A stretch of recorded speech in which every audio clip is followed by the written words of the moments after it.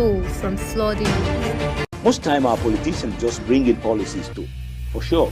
Incidentally, we have several more stories. The legislature was carefully crafted to 22.2% inflation rate as of April this year. What does that say about where we are as a country? I think Nigeria has resorted to being resilient. Before you call a police station, before they even leave, they'll take permission from I don't think there's really anything on ground to improve. the struggle, the ASU strike. You have done your work and put us to the wall.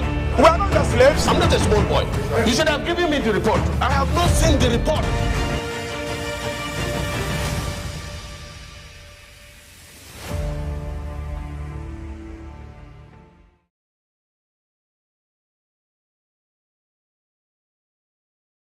It's a rainy day right here in the Federal Capital Territory where our residents are still, struggling to be on bed and at the same time having the pressure to get up to get engagement of the day. Work and business and all of those engagement in the morning. But the rain is coming this time again, and sometimes when we used to sing, rain, rain, go away, do come another day. But it seems it's not gonna come again. For today, because it's already dwindling down, and many residents are still having to struggle out of bed just to be able to get back to the street, get back to offices, and get the rest of the day on. But for us here, we are already here, and I'm not just, getting to the studio so early enough, but my colleague has surprised us by being here so much earlier than me, because it's something very peculiar. Good morning, Queen. Good morning, Mike. I just was imagining how I'm going to struggle with the storms and all the rain just to be able to get back to the studio. But we are here. Yes, we are here. It's a really cozy morning in the city of Abuja.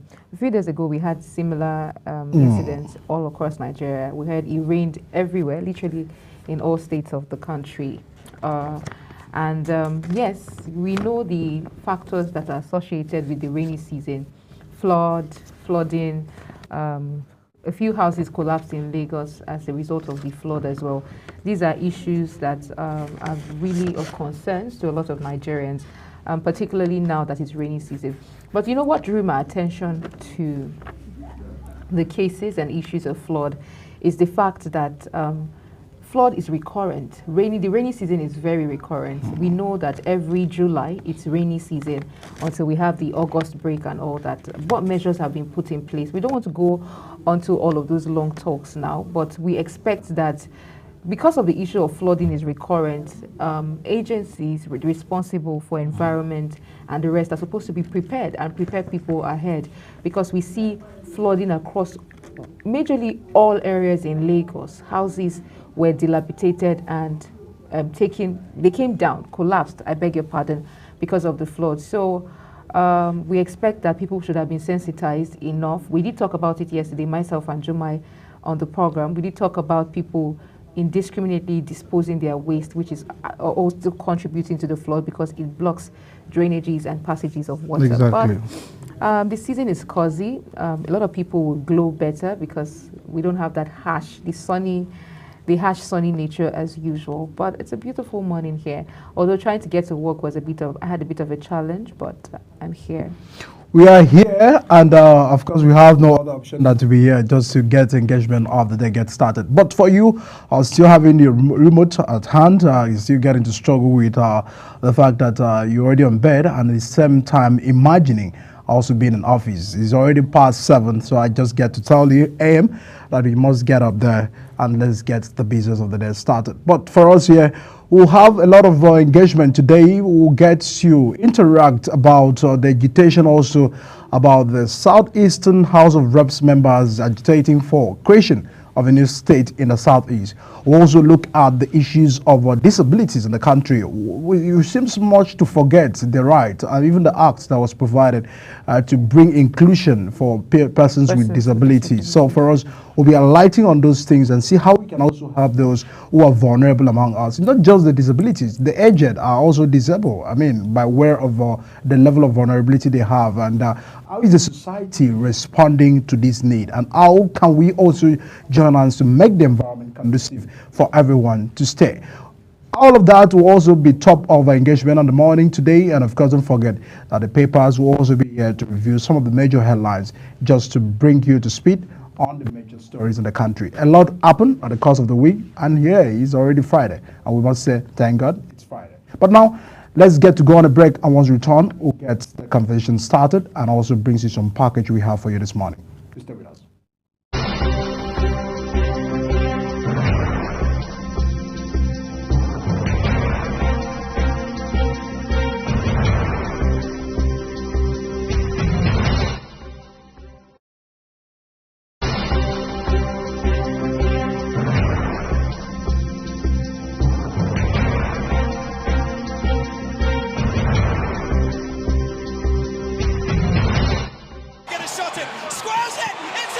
It's time for sports' biggest moments on global television. The headlines, scores, breaking news, and commentaries on sporty events. Talking with the biggest players, strikers, and about the slam dunks and goals, stunning saves, near misses, and upsets. Let's talk about the greatest home runs, comebacks, knockdowns, and victories. Talk Sports with the King of Sports, Anthony Momodou. Weekdays, 10 a.m. Don't miss out. Oh, that goal!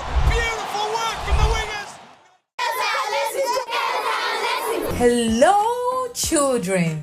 Gather around, let me tell you a story. Do you know that stories have a way of captivating the minds of children, bringing fun and imagination to teach them morals? Join Sharon Ajay as she takes you to explore the thrilling and exciting world of storytelling. I'll be sharing with you our next interesting story. Tune in every Saturday on Global Television, time 5:30 p.m.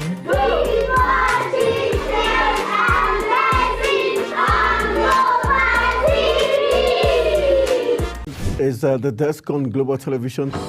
Nigeria. Come join Anthony Momodou on television's most compelling and facts-finding talk live show. We are definitely. Can we not say that them because that this country gets it right? It's the Dex on Global Television, where we analyze and dissect storming issues and commentaries in the world's biggest black nation, Nigeria. Who is being held accountable for this money? The eyes have it. We stay and decide policies and reforms on the Dex. Tune in Mondays to Fridays, 5 p.m. to 6 p.m. on Global Television. Let's stay on the Dex. Global Morning is your ultimate destination for engaging political and economic matters. I am Uyi Agmofwebe. And don't forget to include social discussions. Tune in every weekdays from 7 a.m. to 10 a.m. I am Queen Agaba. For insightful breakfast ideas, business summaries, sports highlights, international and local news perspective, I am Anthony Momodou. Don't miss the in-depth analysis of current and political issues by the Global Morning team and experts. I am Jumai Manson. Catch Global Morning here on Global Television. Getting on the action. I am Edikan Michael. We are the Global Morning team.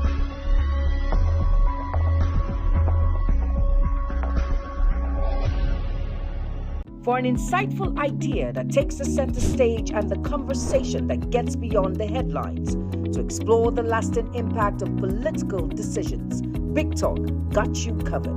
From policy debates to geopolitical insights, from thought-provoking discussions to actionable insight. What is the real responsibility of government? Big Talk delves deep into the heart of the matter. Join us weekdays on Global Televisions from 6:30 p.m. for a reverting journey into the heart of politics, where we dissect issues shaping our society. With every government and introduction of new policies, businesses of all kinds and sizes seize the opportunity to evolve and redefine themselves. Business Point on Global Television is where we follow the money and put the facts and figures right in front of you. Watch Business Point every Monday through Friday at 11 a.m. as Kikelamo Okeri tracks all the latest developments across critical sectors. Business Point. This is business. Are you ready to be entertained like never before? Get ready to dive into the latest and greatest entertainment news in lifestyle, music, movies, birthday celebration, and so much more. All on Entertainment Circle on Global Television. From the hottest red carpet event to exclusive interviews with your favorite stars, we've got you covered. Stay up to date with the latest trends and news from the entertainment world, all in one place. Tune in every Saturday by 1 p.m. with Chung and Emil Joseph on Global Television. In an ever-busy world, the increasing challenge of keeping track of health matters can be extremely demanding. Follow the latest health tips and trends on Health Guide on Global Television on Tuesday at 3 p.m. Health Guide on Global Television. Put your health first. Get ready for it. Inside Today brings you issues relating to family, peer pressure, drugs, substance abuse, societal and topical issues making rounds. Join Jumaine Manson on Global Television Monday to Thursday and they repeat every Friday. Time 2 p.m. to 3 p.m. Don't miss out. Are you a food lover? Do you care about your health and nutrition? Are you interested in exploring the diverse culinary traditions from around the world? Then look no further. Introducing Lunch Global on Global Television, a show that takes you on a delicious journey through the world of food, nutrition, and diet. So, whether you're a seasoned foodie, a health enthusiast, or simply curious about the world of food, Lunch Global has something for everyone. Tune in Mondays to Fridays and let your taste bud take you on a journey of flavor, culture, and discovery on Lunch Global. Bon appetit!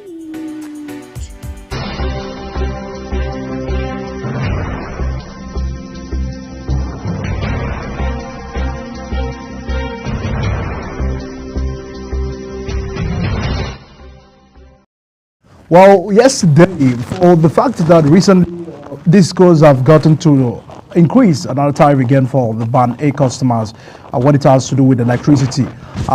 We've actually been grumbling with the fact that the reality of what we're paying for, hasn't even been properly utilized. I mean, in terms of provision, in terms of availability of power. Where we've seen people, customers in the Band A still having to complain that they have not even had the 18 hours of power supplied that they were promised. But these right now, they have actually increased from 206.18 naira to 209.05, which has taken effect from the first day of this month, July. But NLC has actually made a statement very clear in distancing themselves from that and actually stop killing the people and the economy. I mean, when you look at the economy situation right now, it seems unjustifiable for these schools and governments to increase tariff again for Band A, for the fact that we are yet to see power supplied for even the customers in Band A. And even how about customers in the Band B? And even some Nigerians will argue that there is no sense, there is no point of banding where give us power, let's pay for what we can use. And then we cannot afford, then we know that it's available, but we cannot afford. Well, for an increase again for Band A, how about economy? How about businesses? How about the SMEs who are still having to struggle with other policies of government, taxations and all of that, now again having to face with electricity? All of this seems to also be an issue in the country, because I don't know how they want businesses to survive when we have this very unkind development in respect to tariff hike. Queen, I'm quite bothered because the way it's going, everybody seems just to do everything possible to get, illegal, power with illegal connection, because you are pushing a lot of pressure on businesses, and thereby, how Nigerians can actually find a way of surviving. So now that they are actually increasing this tariff, it may push a lot of Nigerians to have some illegal connections for them. I'm bothered about that, and it's also pushing us backward. Even without the tariffs, we still have illegal connections. We still have people who take lights from illegal sources. How much more now that we have the increase in electricity tariff? I think that the metrics and the measures that the AEDC uses in giving out bills apportioning bills should be checked, because on the show we've had conversations around electricity tariff and the accumulation of electricity bill, and how some people who did not even get to use their electricity bill, who did not get to use electricity for a period of time, are giving bills that are exorbitant. And so with the increase in tariff, especially when there's an increase in tariff and we cannot even account for constant electricity, people might just weigh the options. What's the essence of having to pay for electricity and it's not constant, pay such high amount of money with the increase in the tariff, and then electricity is not constant and businesses are having to suffer. But if we have an influx of illegal connections here and there, it would pose a challenge for AEDC and DISCOs as well, because they'll be running at a loss also.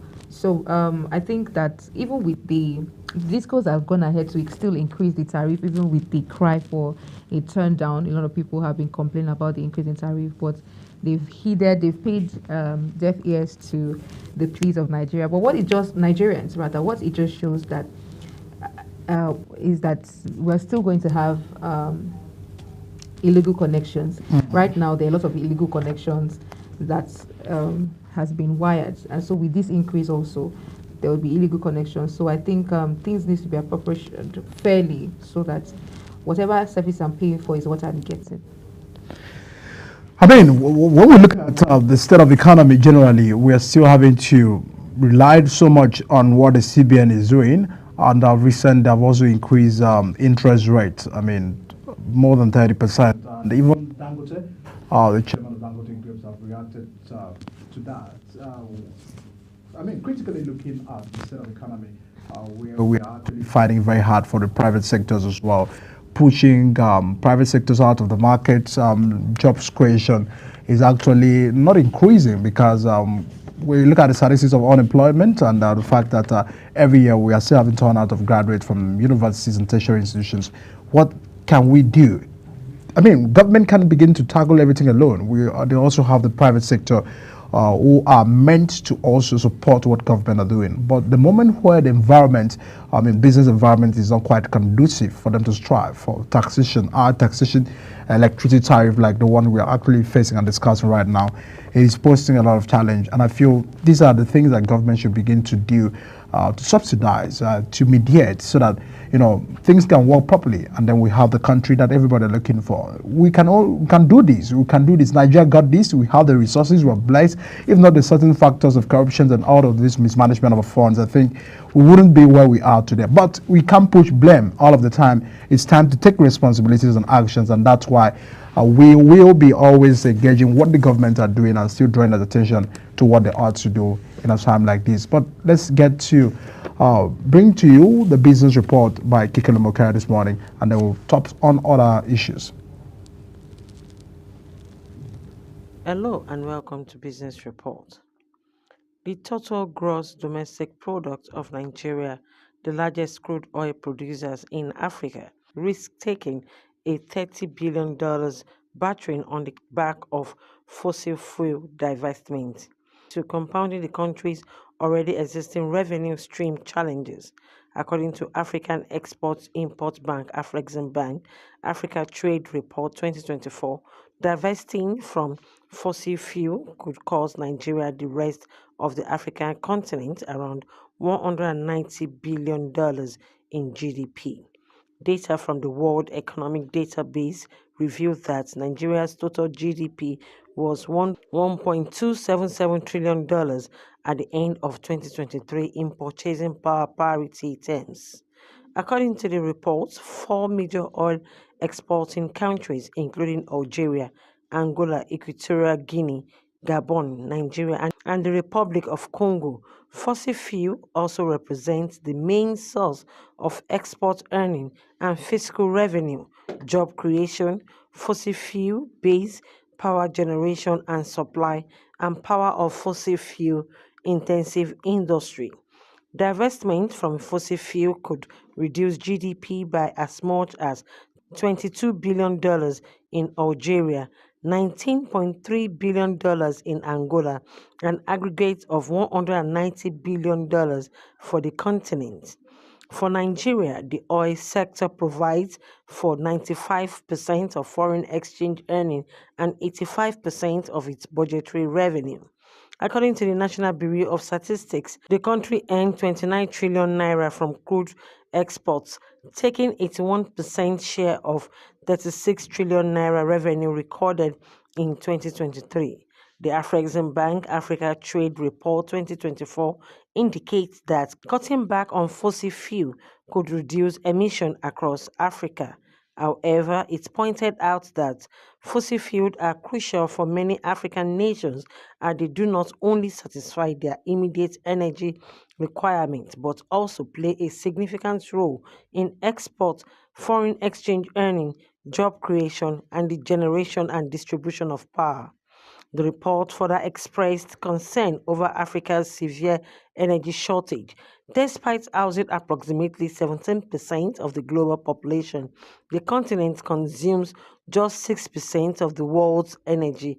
It highlighted the stark reality that around 600 million Africans lack access to electricity, and about 900 million are without clean cooking fuel. In recent years, there has been increasing pressure on African nations to shift away from fossil fuel and adopt environmental-friendly clean energy solutions as a strategy to combat climate change. Back in 2015, all 54 African nations, including Nigeria, committed to the Paris Climate Agreement and have since ratified the pact. As part of the commitment to climate goal outlined in Paris Agreement, Nigeria aimed to cut its emission by 20% compared to a business-as-usual scenario by 2030. Also, Nigeria has revised its condition emission reduction. Take 2. Nigeria has revised its condition emission reduction target upward from 45 to 47%. Despite continuous international appeal for African countries to reduce their dependency on fossil fuel, tangible support from these global advocates has been lacking. According to the International Energy Association, African nations are expected to receive only 2% of the $2 trillion global investment in clean energy in 2024, equating to about $40 billion. In contrast, investment in fossil fuel on the continent is anticipated to reach $70 billion in the same year. Last year, an executive from the African Finance Corporation announced that the corporation will continue to support investment in fossil fuel, even amid warning from major development organizations about the climate crisis.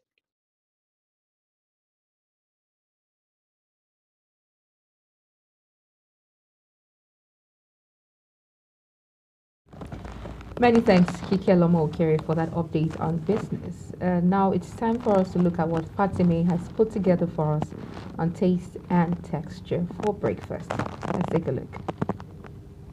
Vegetable beans pie.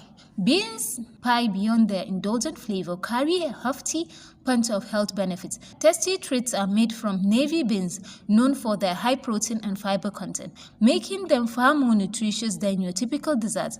These wholesome pies have deep roots in promoting wellness within communities, making each bite not only delicious but historically significant.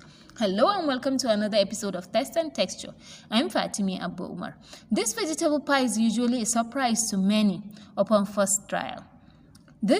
It packs such a great amount of flavor you won't believe there is no meat or fish in it. And now to the ingredients: flour, butter, salt, baking powder, sugar, nutmeg powder, beans, eggs, water, onions, Scotch red bonnet pepper, yellow pepper. And now to the pastry making.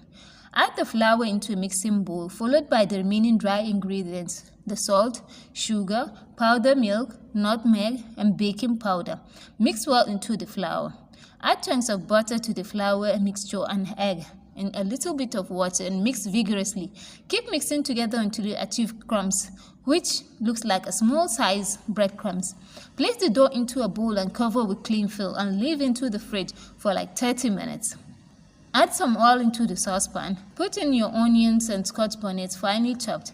And now to the filling.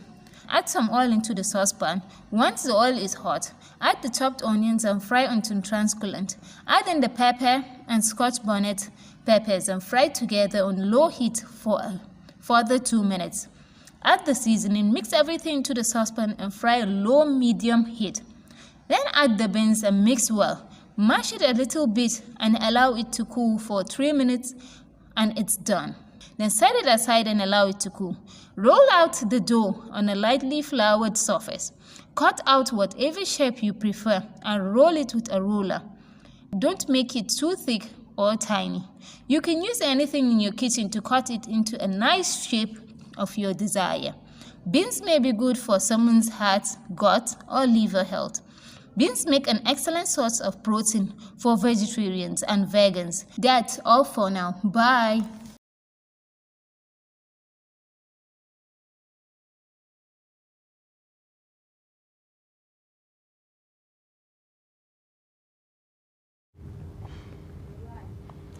Many thanks, Fatime, for that beautiful recipe of taste and texture. I'll be sure to give it a try.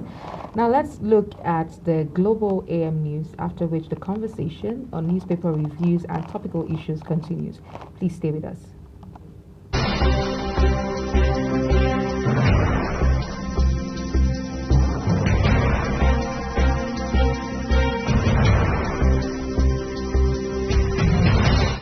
Are you a food lover? Do you care about your health and nutrition? Are you interested in exploring the diverse culinary traditions from around the world? Then look no further. Introducing Lunch Global on Global Television, a show that takes you on a delicious journey through the world of food, nutrition, and diet. So, whether you're a seasoned foodie, a health enthusiast, or simply curious about the world of food, Lunch Global has something for everyone. Tune in Mondays to Fridays and let your taste bud take you on a journey of flavor, culture, and discovery on Lunch Global. Bon appetit!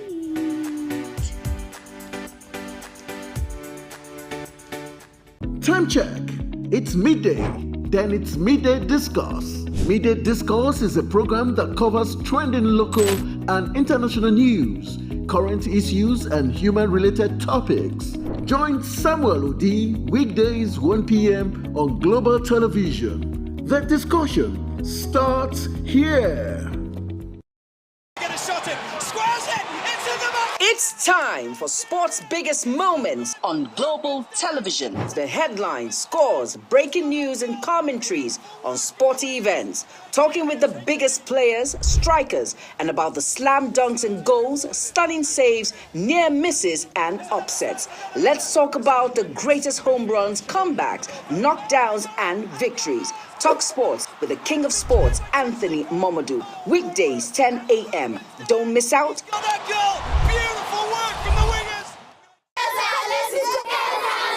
Hello, children. Gather round, let me tell you a story. Do you know that stories have a way of captivating the minds of children, bringing fun and imagination to teach them morals? Join Sharon Ajay as she takes you to explore the thrilling and exciting world of storytelling. I'll be sharing with you our next interesting story. Tune in every Saturday on Global Television, time 5:30 p.m.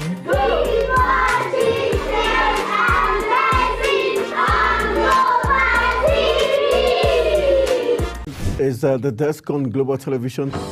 Nigeria. Come join Anthony Momadou on television's most compelling and facts-finding talk live show. We are the because that this country gets it right. It's the Dex on Global Television. where we analyze and dissect storming issues and commentaries in the world's biggest black nation, Nigeria. Who is being held accountable for this money? The eyes have it.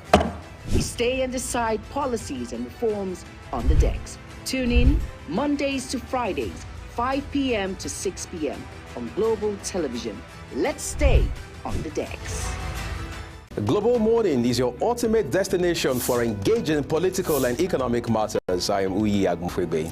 And don't forget to include social discussions. Tune in every weekdays from 7 a.m. to 10 a.m. I am Queen Agaba. For insightful breakfast ideas, business summaries, sports highlights, international and local news perspective, I am Anthony Momodu. Don't miss the in-depth analysis of current and political...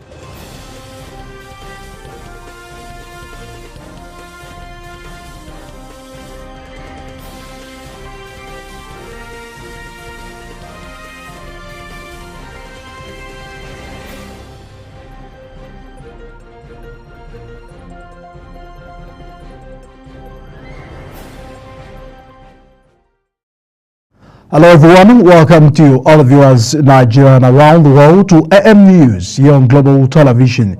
Coming to you live from the nation's capital, Abuja, I am Edikan Michael. In apparent moves to further stabilize the nation's economy, President Bola Tinubu has inaugurated his Presidential Economic Coordination Council, drawn from different sectors of society and the economy. President Tinubu, on the occasion, presented the outcomes of his review of the Accelerated Stabilization and Advancement Plan, which seeks to inject a total of 2 trillion naira into the economy in the next 6 months. Minister of Finance and Coordinating Minister of the Economy, Wale Edun, who briefed newsmen alongside some committee members, namely Minister of Budget and National Planning, Senator Atiku Bagudu, Business Mogul, Alhaji Aliko Dangote, and Chairman of the Air Holdings Limited, Tony Elumalu, after the inauguration at the State House, Abuja, gave a breakdown of the areas to benefit from the emergency funding to include health, agriculture, energy, power, and other areas. The federal government has launched a new initiative to establish an operating model and framework for economic and financial inclusion, aiming to transform Nigeria into a $1 trillion economy by 2030. The project is designed to combat poverty and catalyze sustainable economic growth from the ground up. Vice President Kashim Shettima said the initiative symbolizes the commitment of President Bola Tinubu's administration to enhancing financial and economic inclusion across the country. The presidency stated that 24 million Nigerians are said to benefit from the federal government's Human Capital Development Initiative, which aims to improve education, healthcare, and skills training across the nation. Recall that in 2018, the National Economic Council launched the National Human Capital Development Program to tackle poverty and promote sustainable economic growth, with emphasis on the importance of human capital development. The initiative focuses on expediting targeted investment in people, fostering equitable economic growth across the country. The federal government has distributed 33,576 bags of assorted food items to residents of the Federal Capital Territory as palliatives to cushion the effect of the economic hardship arising from food shortages, which is biting hard on Nigerians.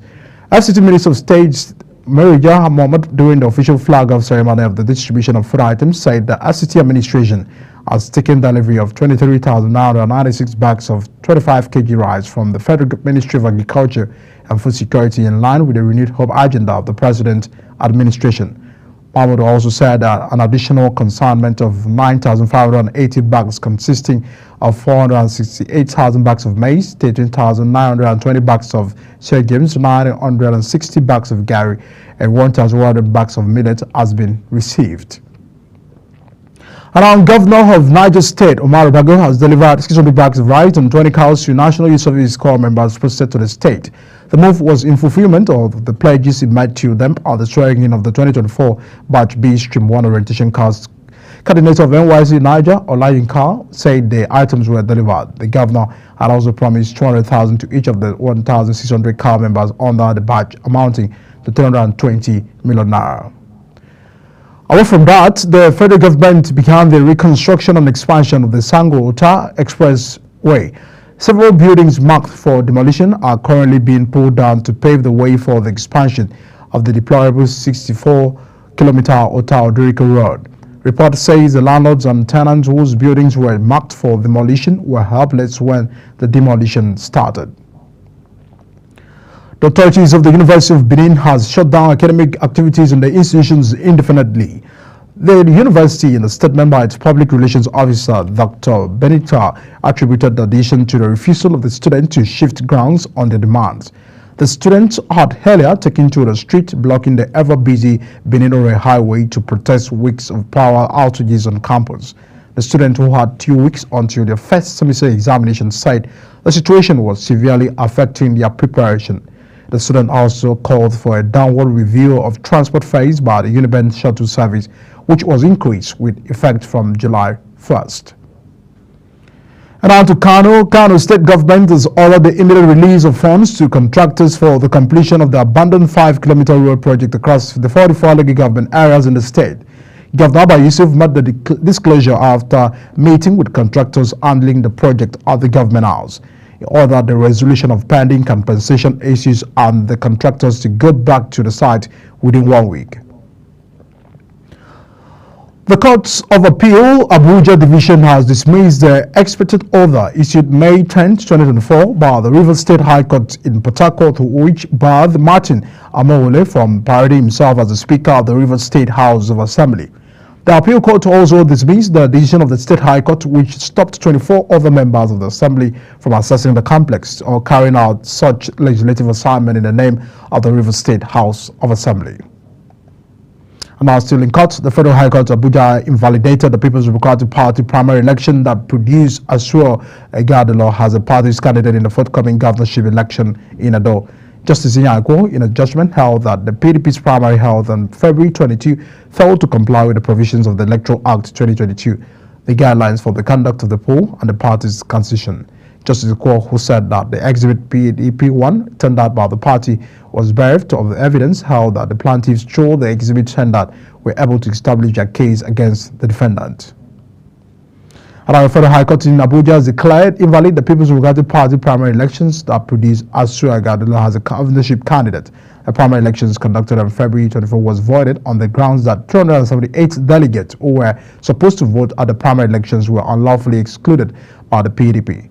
Sambalodi has the details, which will bring to you later. Justice Inyang Edem Ikwer invalidated the primary elections while delivering judgment in a suit instituted by aggrieved delegates. The suit marked THC/ABJ/CS/165/2024 was instituted by one Honorable Kelvin Mohammed in a representative capacity. Some of his counsel spoke on the judgment of the court. To learn that if you violate your constitution, you violate the electoral guidelines you have made, you refuse to listen to the wishes and aspirations of your members, there's a consequence. And that is what has transpired today.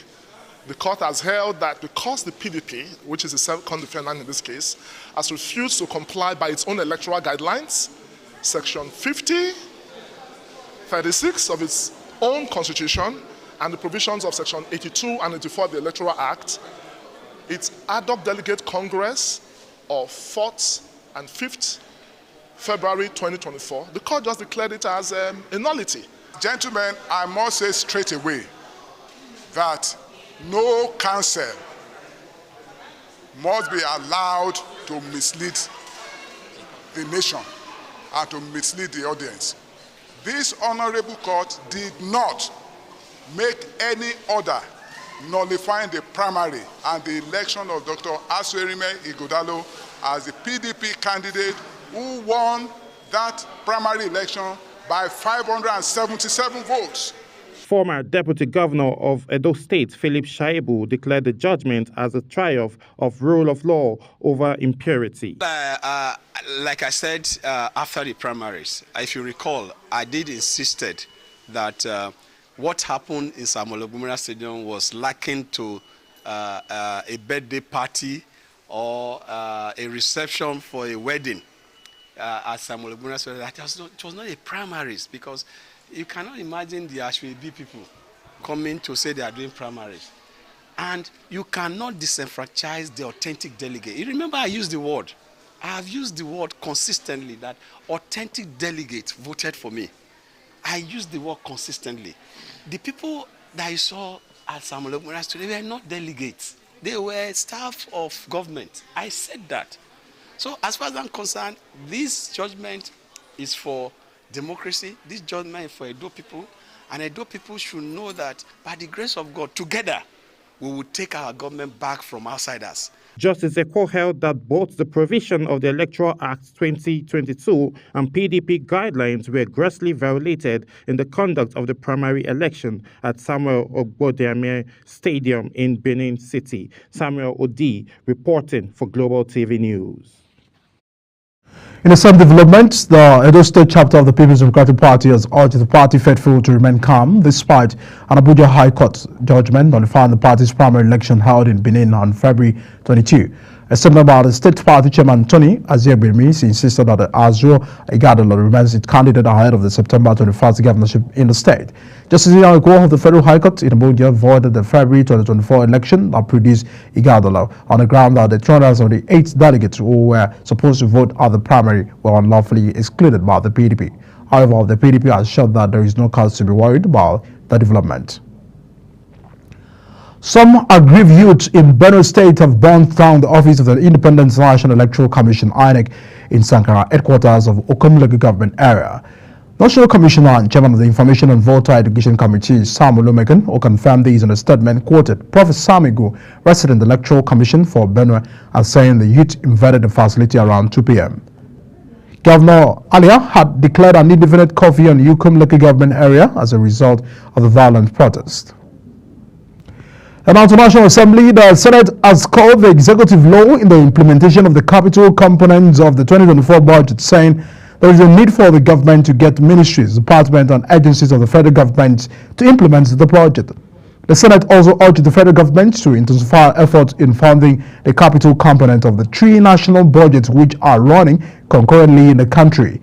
The chairman of the Senate Committee on Appropriations, Senator Solomon Adeola, gave the talks when the Minister of Finance, Wale Edun, and the Accountant General of the Federation, Oluwatoyin Marin, appeared before the panel over the budget performances. The Senate has passed for a third reading the bill seeking the establishment of the North Central Development Commission. The bill was sponsored by the senator representing Benue South Senatorial District and Senate Minority Leader Abba Moro and other senators from the North Central region. The bill, which passed first and second reading on October 5, 2023 and February 21, 2024 respectively, was first sponsored in the 9th Senate by Moro, who passed first and second reading but could not get presidential assent before the expiration of the 9th Senate. The passage of the bill followed the adoption of the report of the Senate Committee on Special Duties submitted during the plenary. The World Health Organization has donated some infections and prevention and control materials to the Ondo State Ministry of Health as part of the effort to help prevent cholera outbreaks. This was contained in a statement issued by the press officer of the ministry, Bisi Lawani, in Akure, the state capital. The coordinator of the World Health Organization, Dr. Della David, noted that the organization had always been at the forefront of preventing outbreaks and death in communities and among healthcare workers, which necessitated the donation of infection and prevention and control materials to the state to keep the healthcare workers and the communities safe. Business and commercial activities were grounded following a 10-hour downpour in many parts of Lagos and Ogun State. The resulting flooding brought down a 2-story building in the Motion area of Lagos, grounded vehicular movement on the roads, and overwhelmed thousands of residents, while people could not attend schools in parts of the state. Though the Lagos state government said the rain lasted for 9 hours in some parts of the state, it started at midnight and did not subside until noon, making it 12 hours. The Nigerian Air Force said its air component of operations (ADIN-K) has eliminated several terrorists in the aerial bombardment in their hideout in Borno. This is contained in a statement by the Director of NAV Public Relations and Information, Edward Gapwet, in Abuja. Gapwet said the hideout located near Lake Chani in the Maduna Mountains in the state were known terrorist hideout. The Nigerian Customs Service has said it is engaging its Turkish counter to halt the influx of illicit arms and ammunition in the country. It is said also engaging the countries with the World Customs Organization as part of strategies to cut the influx of illicit trade. A customs spokesperson, Abdullahi Mawada, said these are the Strategic Communications Interagency Policy Committee under the Office of the National Security Advisor, Abuja. You're watching AM News coming to you live from the nation's capital. We're on Star Times Channel 276 and DSTV Channel 365. Kindly follow us on all social media platforms using Global TV NG and other handles now shown on the screen. When AM News returns, federal government raises mining rate by 50%. These and other stories coming right after this break. Stay with us.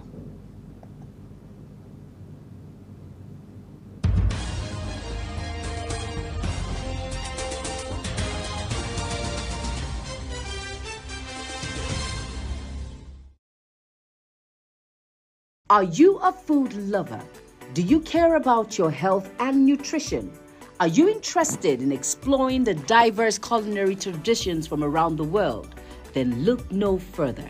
Introducing Lunch Global on Global Television, a show that takes you on a delicious journey through the world of food, nutrition, and diet.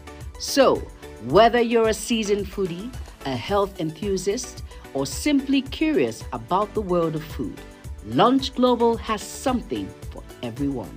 Tune in Mondays to Fridays and let your taste bud take you on a journey of flavor, culture, and discovery on Lunch Global. Bon appetit!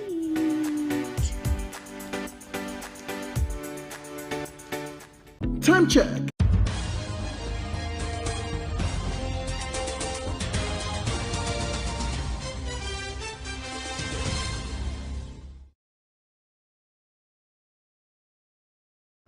You're watching AM News on Global Television. Many thanks for staying with us. And now to a foreign scene. China confirmed that an armed attack in the Democratic Republic of Congo left several of its citizens dead or missing. Report says that a military attack on a mining site in the gold-rich Ituri province killed at least 4 Chinese nationals. Beijing's foreign ministry said a private Chinese company in the DRC was attacked by the armed forces, resulting in the death and disappearance of several Chinese nationals without specifying the number.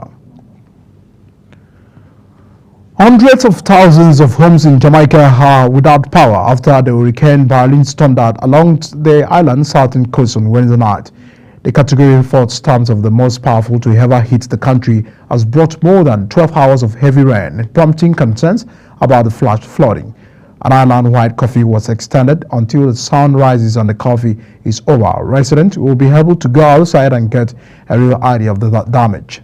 Now, away from that, Israel says it's studying a response by the Hamas to a Gaza ceasefire plan outlined by President Biden at the end of May. It comes after Hamas political leadership said it had contacted mediators, Egypt and Qatar, about the ideas. It has been discussing with the aim of reaching an agreement. Up to now, Hamas has demanded an end to the war and a full withdrawal of Israeli troops from the Gaza.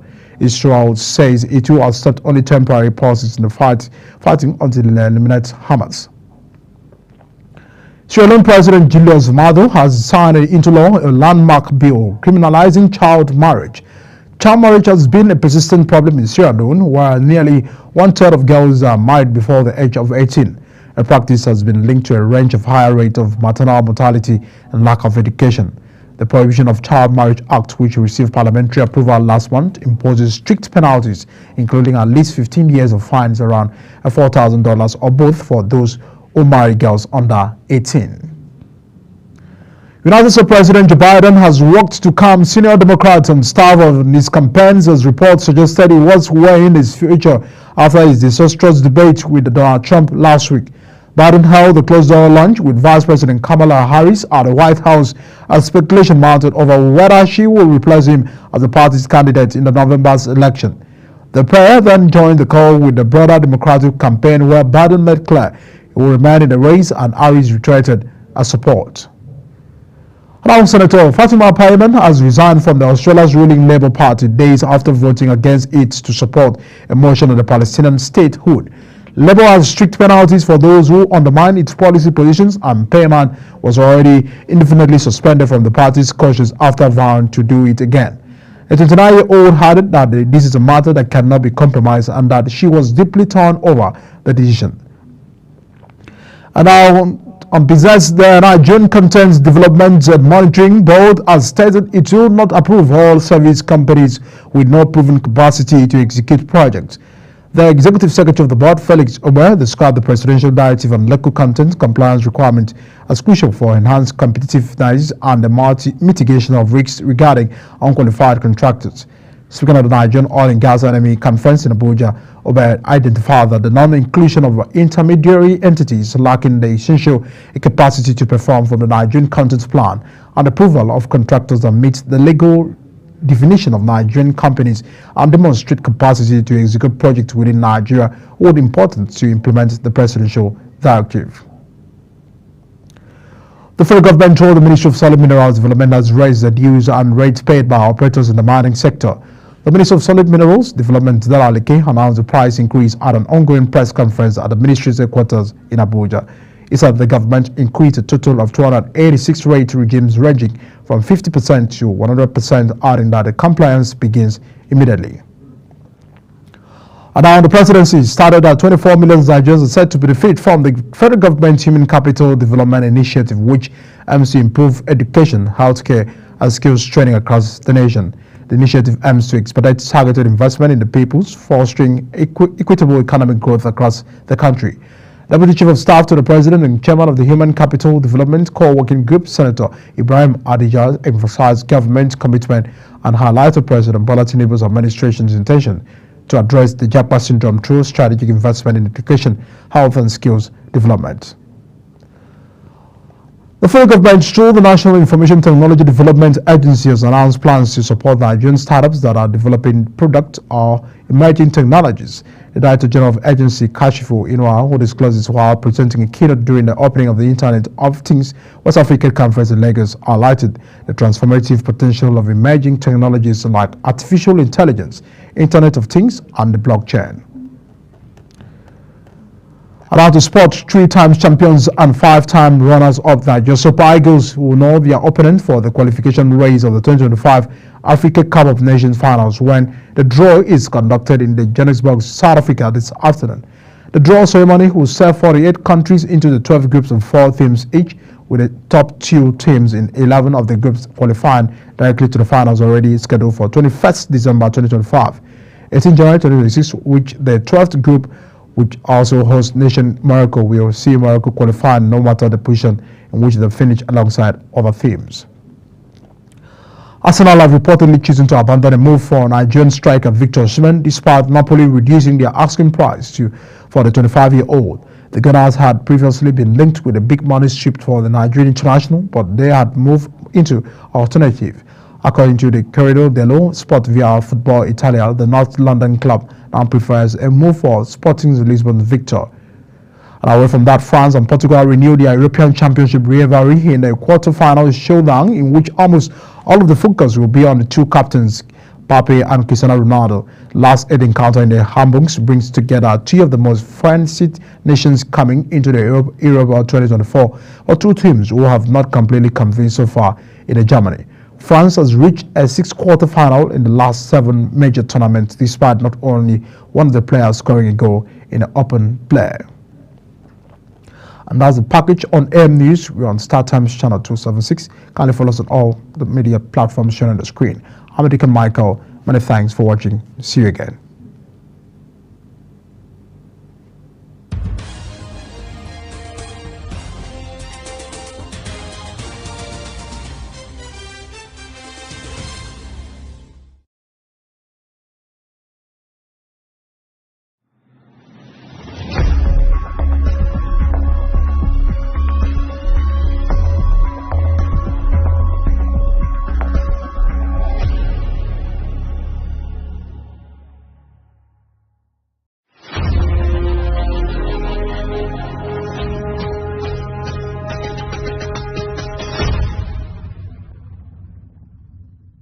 Global Morning is your ultimate destination for engaging political and economic matters. I am Uyi Agmofwebe.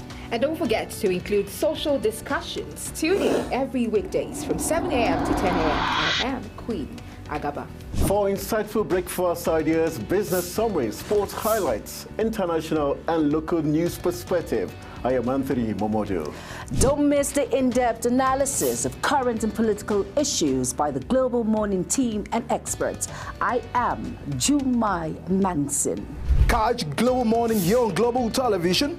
Getting on the action. I am Edikan Michael. We are the Global Morning team.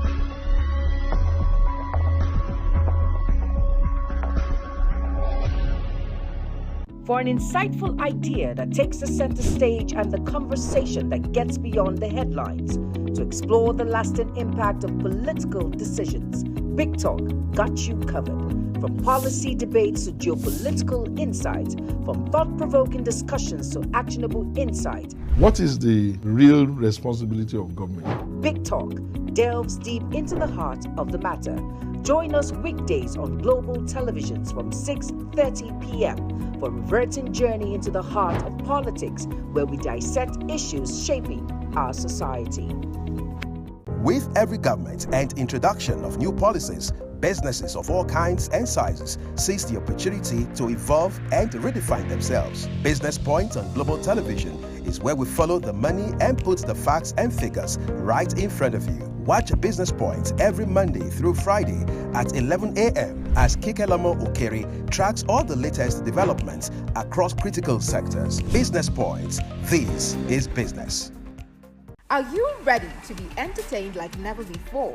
Get ready to dive into the latest and greatest entertainment news in lifestyle, music, movies, birthday celebration, and so much more. All on Entertainment Circle on Global Television. From the hottest red carpet event to exclusive interviews with your favorite stars, we've got you covered.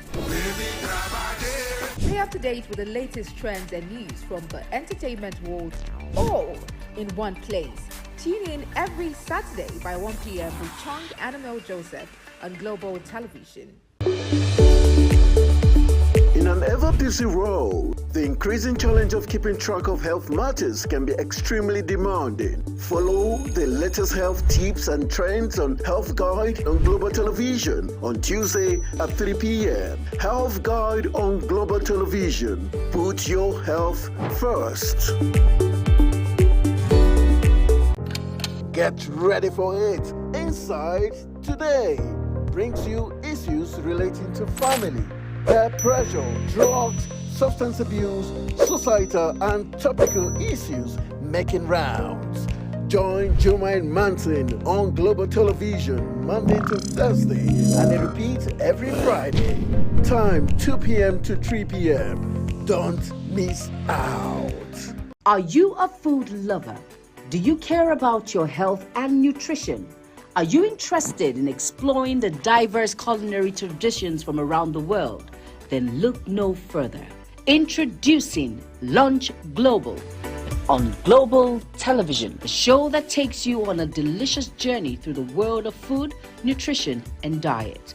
So, whether you're a seasoned foodie, a health enthusiast, or simply curious about the world of food, Lunch Global has something for everyone. Tune in Mondays to Fridays and let your taste bud take you on a journey of flavor, culture, and discovery on Lunch Global. Bon appetit!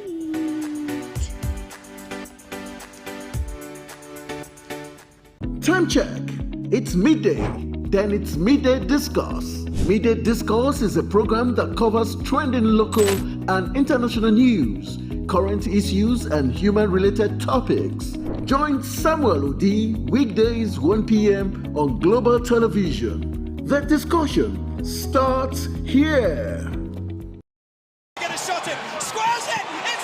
It's time for sports' biggest moments on Global Television. The headlines, scores, breaking news, and commentaries on sporty events. Talking with the biggest players, strikers, and about the slam dunks and goals, stunning saves, near misses, and upsets. Let's talk about the greatest home runs, comebacks, knockdowns, and victories. Talk sports with the king of sports, Anthony Momodu. Weekdays, 10 a.m. Don't miss out.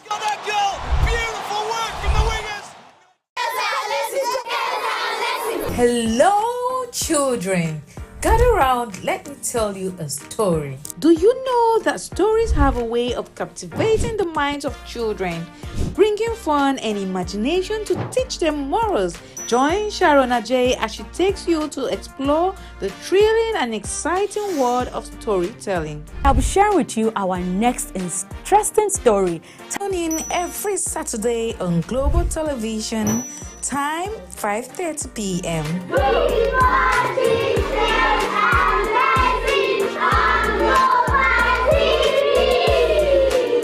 Is the desk on Global Television? Nigeria. Come join Anthony Momodu on television's most compelling and facts-finding talk live show. We are the because that this country gets it right. It's the Dex on Global Television, where we analyze and dissect storming issues and commentaries in the world's biggest black nation, Nigeria. Who is being held accountable for this money? The eyes have it. We stay and decide policies and reforms on the Dex. Tune in Mondays to Fridays, 5 p.m. to 6 p.m. on Global Television. Let's stay on the Dex. Global Morning is your ultimate destination for engaging political and economic matters. I am Uyi Agmofwebe. And don't forget to include social discussions. Tune in every weekdays from 7 a.m. to 10 a.m. I am Queen Agaba. For insightful breakfast ideas, business summaries, sports highlights, international and local news perspective, I am Anthony Momodu. Don't miss the in-depth analysis of current and political issues by the Global Morning team and experts. I am Jumai Manson. Catch Global Morning here on Global Television, getting on the action. I am Edikan Michael. We are the Global Morning team.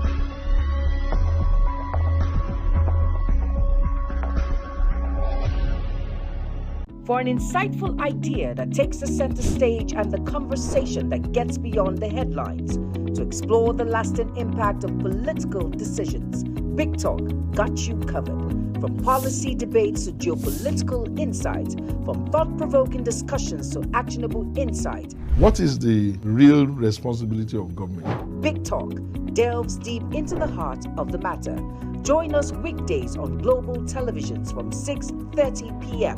for a reverting journey into the heart of politics, where we dissect issues shaping our society. With every government and introduction of new policies, businesses of all kinds and sizes seize the opportunity to evolve and redefine themselves. Business Point on Global Television is where we follow the money and put the facts and figures right in front of you. Watch Business Point every Monday through Friday at 11 a.m. as Kikelamo Okeri tracks all the latest developments across critical sectors. Business Point. This is business. Are you ready to be entertained like never before? Get ready to dive into the latest and greatest entertainment news in lifestyle, music, movies, birthday celebration, and so much more. All on Entertainment Circle on Global Television. From the hottest red carpet event to exclusive interviews with your favorite stars, we've got you covered. Stay up to date with the latest trends and news from the entertainment world, all in one place. Tune in every Saturday by 1 p.m. with Chong Annabelle Joseph on Global Television. In an ever-busy world, the increasing challenge of keeping track of health matters can be extremely demanding. Follow the latest health tips and trends on Health Guide on Global Television on Tuesday at 3 p.m. Health Guide on Global Television. Put your health first. Get ready for it. Inside Today brings you issues relating to family, peer pressure, drugs, substance abuse, societal and topical issues making rounds. Join Jumain Manson on Global Television Monday to Thursday and they repeat every Friday. Time 2 p.m. to 3 p.m. Don't miss out. Are you a food lover? Do you care about your health and nutrition? Are you interested in exploring the diverse culinary traditions from around the world? Then look no further. Introducing Lunch Global, on Global Television, a show that takes you on a delicious journey through the world of food, nutrition, and diet. So, whether you're a seasoned foodie, a health enthusiast, or simply curious about the world of food, Lunch Global has something for everyone. Tune in Mondays to Fridays and let your taste bud take you on a journey of flavor, culture, and discovery on Lunch Global. Bon appetit!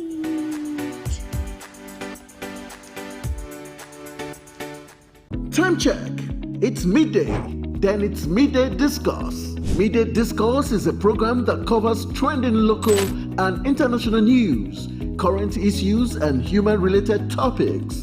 Join Samuel Odi weekdays 1 p.m. on Global Television. The discussion starts here. It's time for sports' biggest moments on Global Television. The headlines, scores, breaking news, and commentaries on sporty events. Talking with the biggest players, strikers, and about the slam dunks and goals, stunning saves, near misses, and upsets. Let's talk about the greatest home runs, comebacks, knockdowns, and victories. Talk sports with the king of sports, Anthony Momodu. Weekdays, 10 a.m. Don't miss out.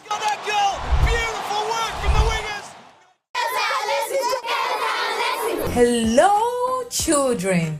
Gather around, let me tell you a story. Do you know that stories have a way of captivating the minds of children, bringing fun and imagination to teach them morals?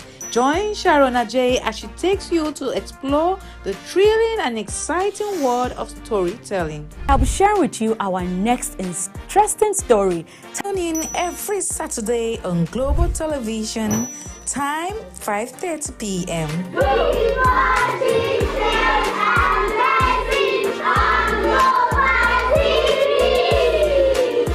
Is the desk on Global Television? Nigeria. Come join Anthony Momodu on television's most compelling and facts-finding talk live show. We are definitely. Can we not say that because that this country gets it right? It's the Dex on Global Television, where we analyze and dissect storming issues and commentaries in the world's biggest black nation, Nigeria. Who is being held accountable for this money? The eyes have it. We stay and decide policies and reforms on the Dex. Tune in Mondays to Fridays, 5 p.m. to 6 p.m. on Global Television. Let's stay on the Dex. Global Morning is your ultimate destination for engaging political and economic matters. I am Uyi Agmofwebe. And don't forget to include social discussions. Tune in every weekdays from 7 a.m. to 10 a.m. I am Queen Agaba. For insightful breakfast ideas, business summaries, sports highlights, international and local news perspective, I am Anthony Momodu. Don't miss the in-depth analysis of current and political issues by the Global Morning team and experts. I am Jumai Manson. Catch Global Morning here on Global Television. Getting on the action. I am Edikan Michael. We are the Global Morning team.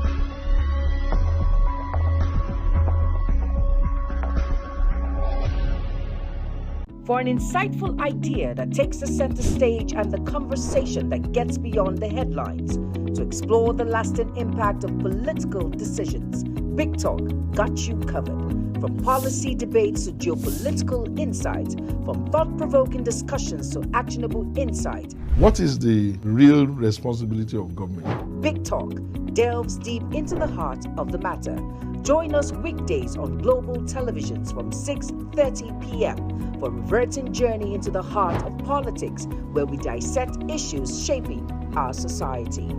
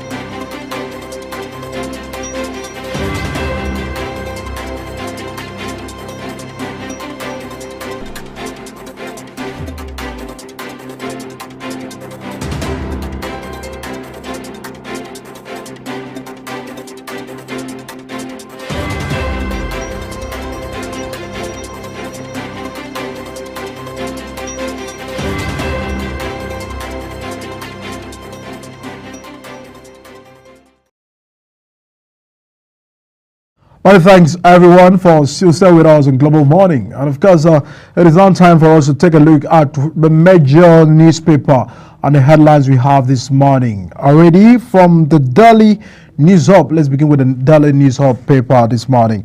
A big story from the Daily News Hub paper. Don't set Nigeria ablaze. 259 CSOs warn intending anti-EFCC protesters. The writers to that story says accuse ex-governors, ministers, others as masterminds. It's another NSAS violence in disguise, coalition alleges. Another story on the Daily News Hub. I wonder how Nigeria survives despite huge amount of money stolen. EFCC chairman. IPOB. Kanu ready to accept conditional release, says Abaribe. Rather to that story says our Southeast senators meet AGF, right Tinubu. Protesting youth raids INEC office in Benue.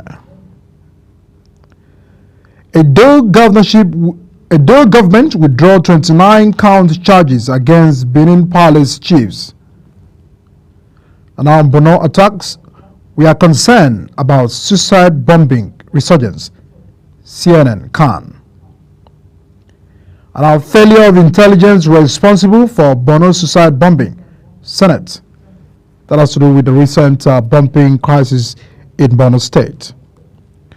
The last story on the Daily News Hub paper this morning says lawmakers' monthly earnings can't last more than 3 days. Dogaro, that's a member of the House of Representatives. And that's it on the Daily News Hub paper this morning. Over to you, Queen. Our next point of call will be the Guardian newspaper.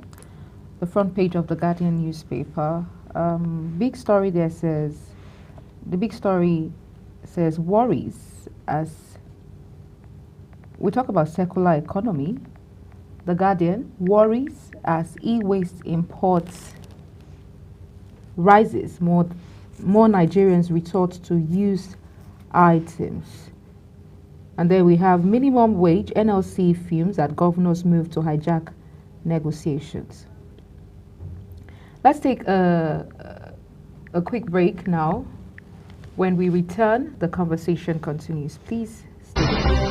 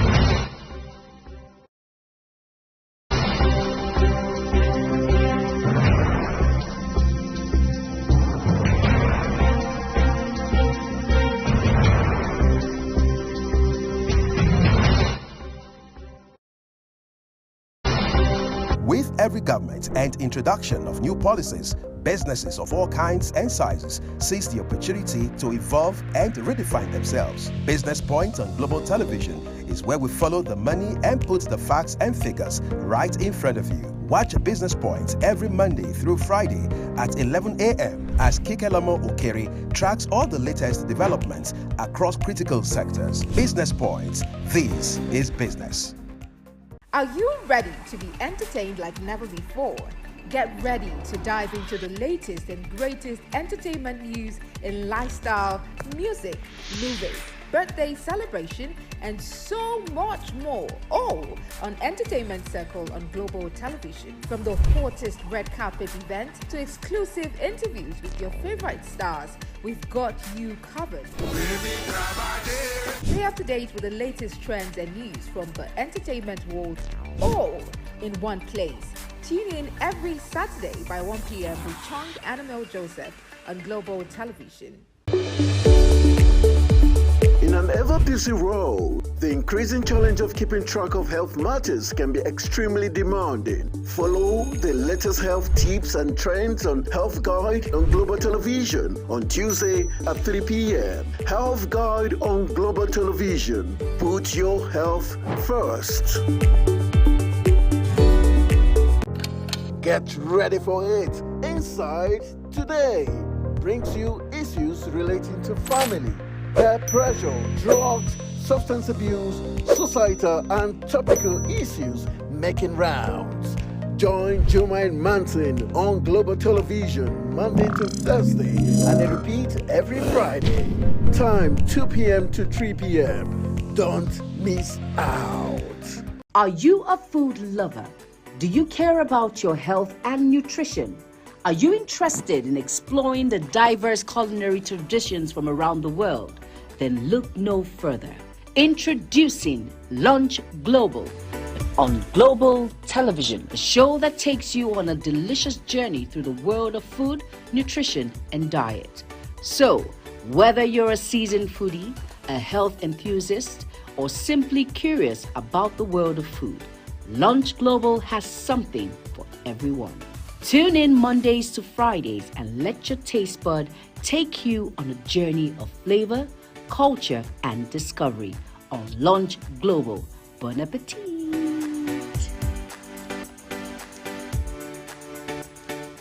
Time check. It's midday.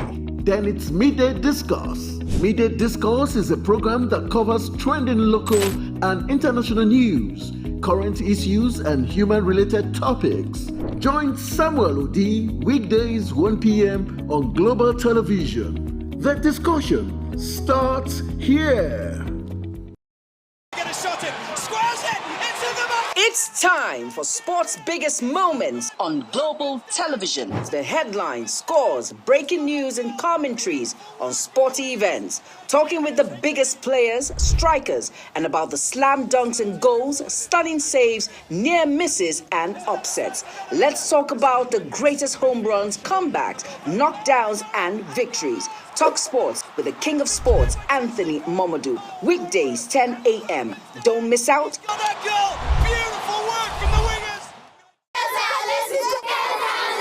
Hello, children. Gather around, let me tell you a story. Do you know that stories have a way of captivating the minds of children, bringing fun and imagination to teach them morals? Join Sharon Ajay as she takes you to explore the thrilling and exciting world of storytelling. I'll be sharing with you our next interesting story. Tune in every Saturday on Global Television, time 5:30 p.m.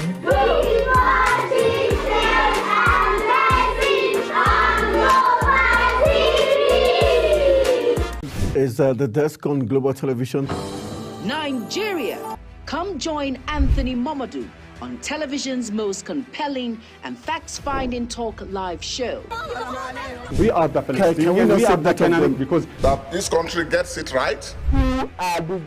It's the Dex on Global Television, where we analyze and dissect storming issues and commentaries in the world's biggest black nation, Nigeria. Who is being held accountable for this money? The eyes have it. We stay and decide policies and reforms on the Dex. Tune in Mondays to Fridays, 5 p.m. to 6 p.m. on Global Television. Let's stay on the Dex. Global Morning is your ultimate destination for engaging political and economic matters. I am Uyi Agmofwebe. And don't forget to include social discussions. Tune in every weekdays from 7 a.m. to 10 a.m. I am Queen Agaba. For insightful breakfast ideas, business summaries, sports highlights, international and local news perspective, I am Anthony Momodu. Don't miss the in-depth analysis of current and political issues by the Global Morning team and experts. I am Jumaine Manson. Catch Global Morning here on Global Television, getting on the action. I am Edikan Michael. We are the Global Morning team.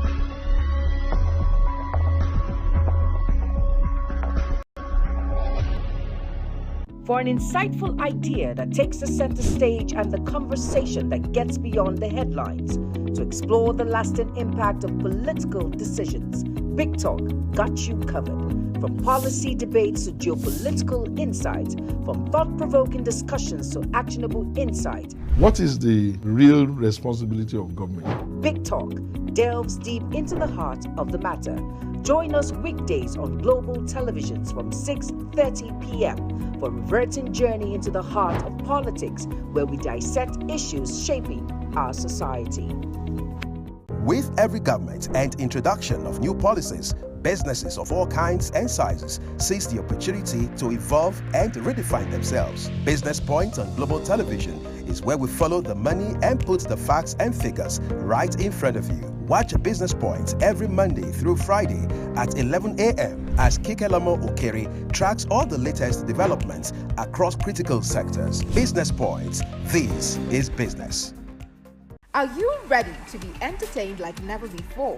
Get ready to dive into the latest and greatest entertainment news in lifestyle, music, movies, birthday celebration, and so much more. All on Entertainment Circle on Global Television. From the hottest red carpet event to exclusive interviews with your favorite stars, we've got you covered.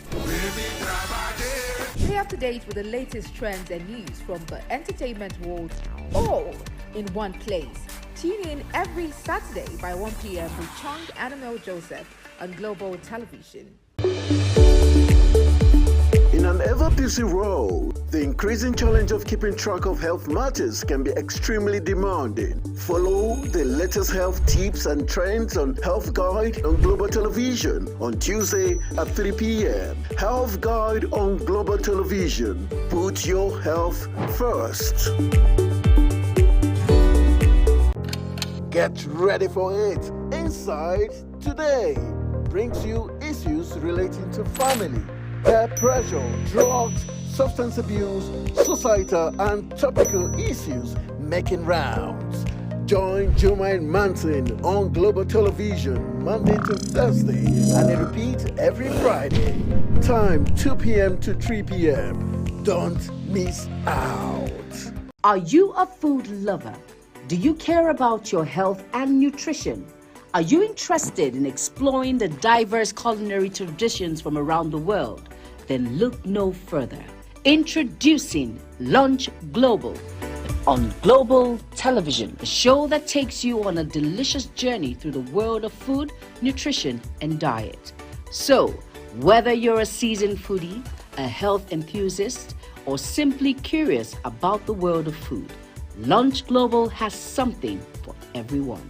Tune in Mondays to Fridays and let your taste bud take you on a journey of flavor, culture, and discovery on Lunch Global. Bon appetit!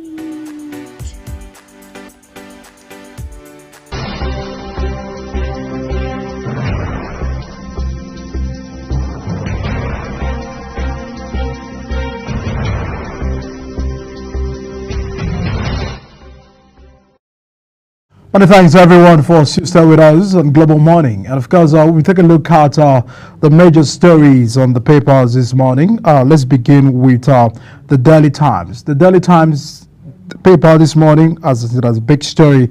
We won't sign pact detrimental to Nigerians. Federal government assures on Samoa agreement.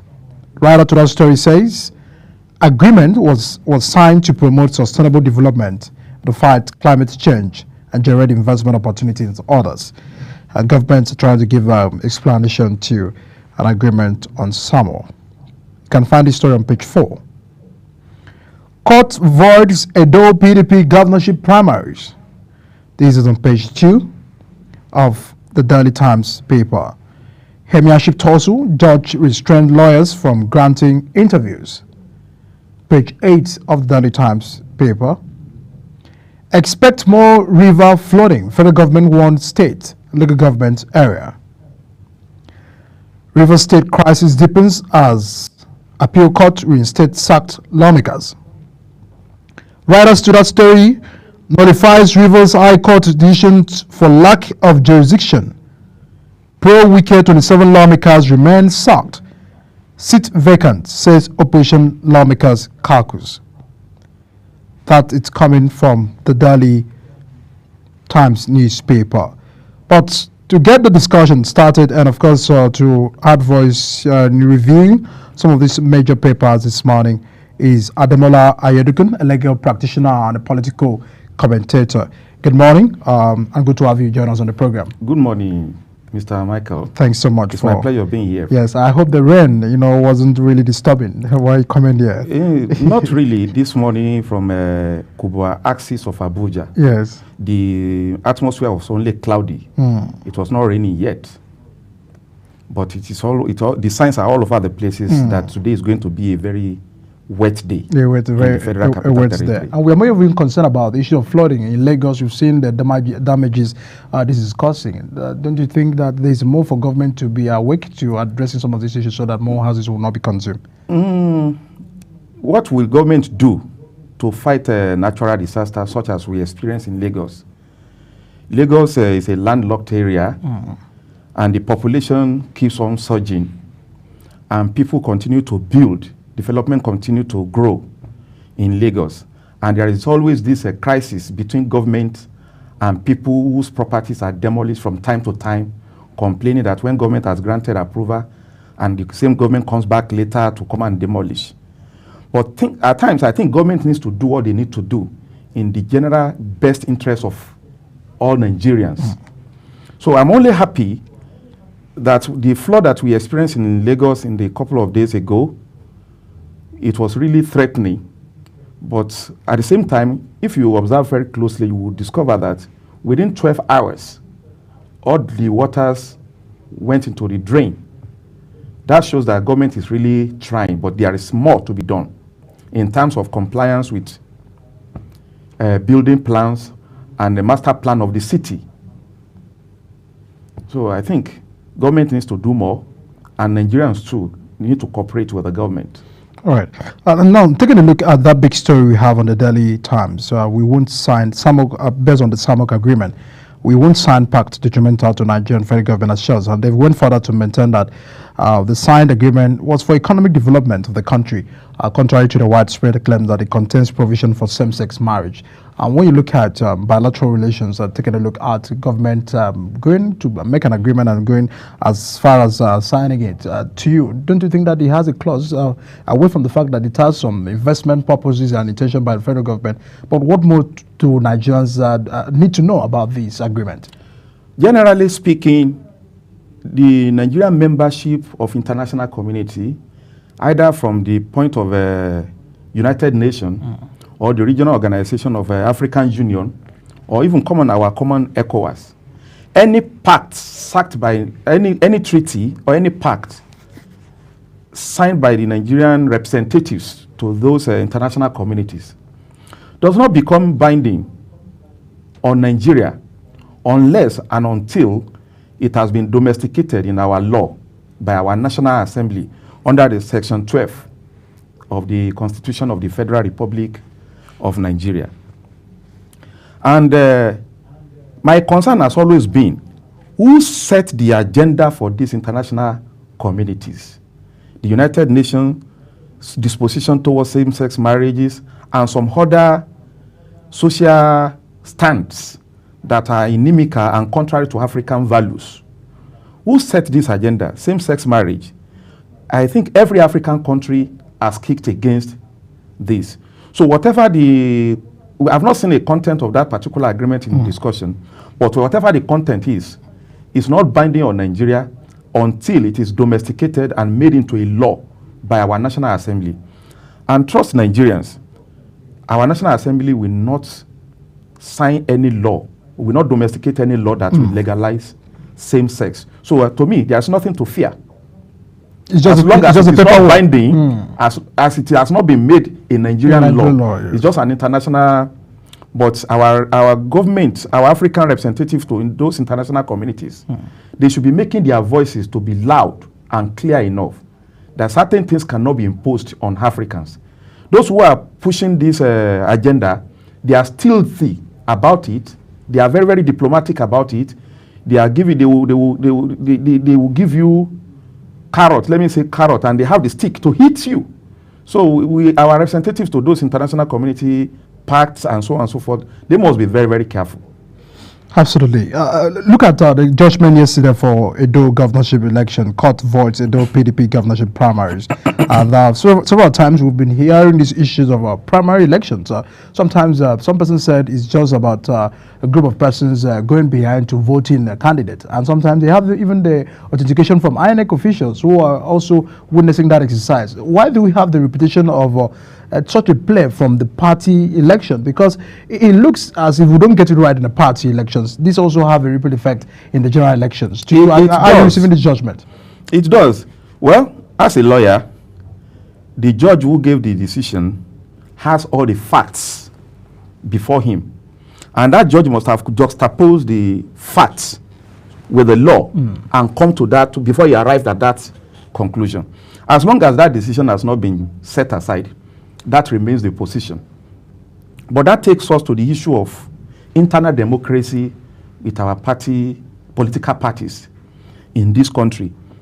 It is the prerogative of every political party to devise ways of selecting candidates for elective offices. Every party has its constitution. They can make it direct primaries, where every card-carrying member of that political parties will come and vote at the primaries to select candidates for whichever office is being contested within the party. And they also have indirect primaries that are representative of members from wards. This is basically internal responsibility of a political party to always ensure transparent process of selecting candidates.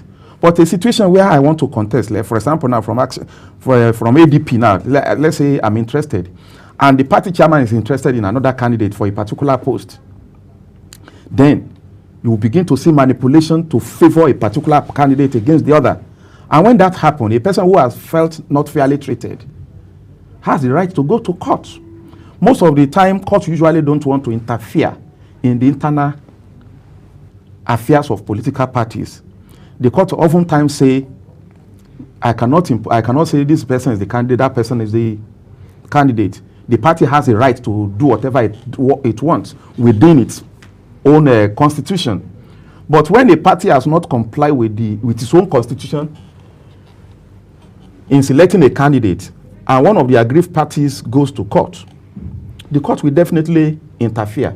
And that is what has played out in this Edo PDP primaries. We're still getting to keep our eyes on that and seeing the reaction of the fact that even the People's Democratic Party in Edo State have asked the party faithfuls to be on calm, as the already candidate they had is still the candidate of the party. They have the right to appeal that decision. Exactly. So they will go to Court of Appeal, and there is a time within which the Court of Appeal must decide before election.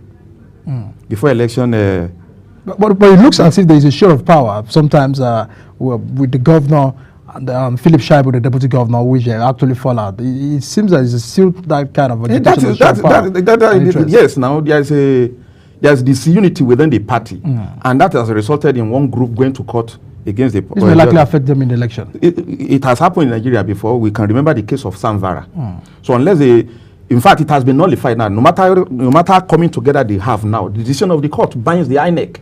As far as INEC is concerned now, PDP had not conducted, as at now, DP has not conducted a primary, and they have not fielded a legal candidate that can be recognized on the ballot paper. Which is very dangerous right there. For the party. I mean, let's get to the Daily News Hub paper this morning. Big story on the Daily News Hub paper. Nigeria lost $500 million to Yahoo Boys in 2022. EFCC chairman. Right after that stories, alleges the forced 71 international companies to quit Nigeria after hacking the account. Don't write off Nigeria's economy, can still be turned around. Dangote. And now, anti-EFCC protests NOA mobilizes 4,000 staff to track violence promoters. Let's get to discuss on that major bullet points right there at the Daily News Hub.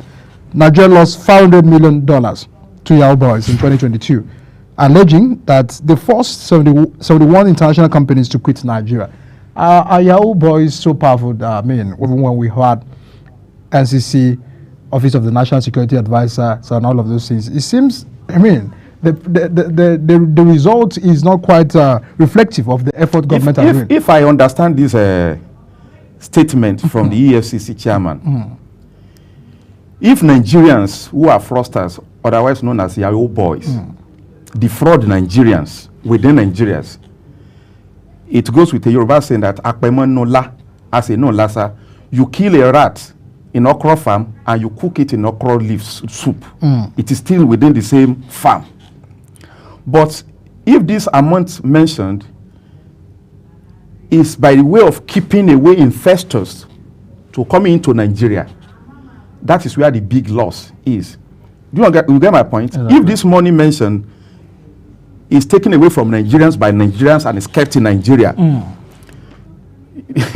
we have not lost much. But if it is by way of keeping investors away, because I've not actually read the body of that report, if it is by way of keeping the investors away, who do I hold responsible for that? I will blame EFCC chairman lamenting. I will blame the Office of National Security Advisor, and I will blame the Office of the Nigerian Police, especially the Nigerian Police Force Cybercrime Center, because the laws we have already is sufficient to tame the menace of internet fraud in this country. We have put everything in place. We have BVN. We have the strict regulation of international money movement by Central Bank of Nigeria. We have national identity. We have our SIM card registered. So how possible is it? How come it is still so easy? Because it's increasing day in day. How come it is still so easy for these boys to continue to embarrass the country? Why? Why we have a lot of Nigerian youth giving the country very good image out there, we have many faceless young ones giving the country bad reputation. And to them, they don't see it as a bad thing because they just see it as a normal way of life. But I see it, I blame the institutional irresponsibilities of our agency, especially EFCC. Because the EFCC approach has always been that of brigandage. Just storming a hotel, instead of doing the actual internet tracking, they will just storm the hotel, they abuse rights, both the hotel owner, and it has continued to happen recurrently to the point that it's becoming tiring. Let me just use that word for responsible Nigerians too. I can't be in a hotel in Lagos now. I will just be praying. I hope EFCC will not invade this place. It is that bad. It's also killing that businesses. It's also killing other businesses. So the government has done enough in terms of providing statutory framework and technical framework to assist these agencies. Don't you think as senators, ministers, governors are also the masterminders of this? Because when you look at what many Nigerians perceive about the EFCC, it seems it's an agency running away from government and politicians just to face the fraudsters. We've had cases where Yahaya Bello up to now cannot be brought to book. I mean, we've seen... I promise Yahaya Bello, whenever he is taken to court, I'm not his lawyer, whenever he is taken to court, he's not a responsible citizen that is entitled to bail. You know the concept of bail? You have been accused of a crime, and the law presumes that you are innocent. You are innocent until you are proved guilty. Now they have brought you to court. They have not said you are guilty, and they have not said, in fact, the law says you are not guilty. Let those who accuse you come and prove it. Now you are in court. They say come to court. You should voluntarily come and prove your innocence. Exactly. And when you get there, the court will say, we are not sure you are guilty, but we are afraid you may not come and answer these charges. Go and stay in prison. No, my lord, I will not run away. Anytime you want me in this court, I will come and prove my innocence until this case finishes. And then they will say, okay, bring a guarantor, a surety. That is where bail conditions come.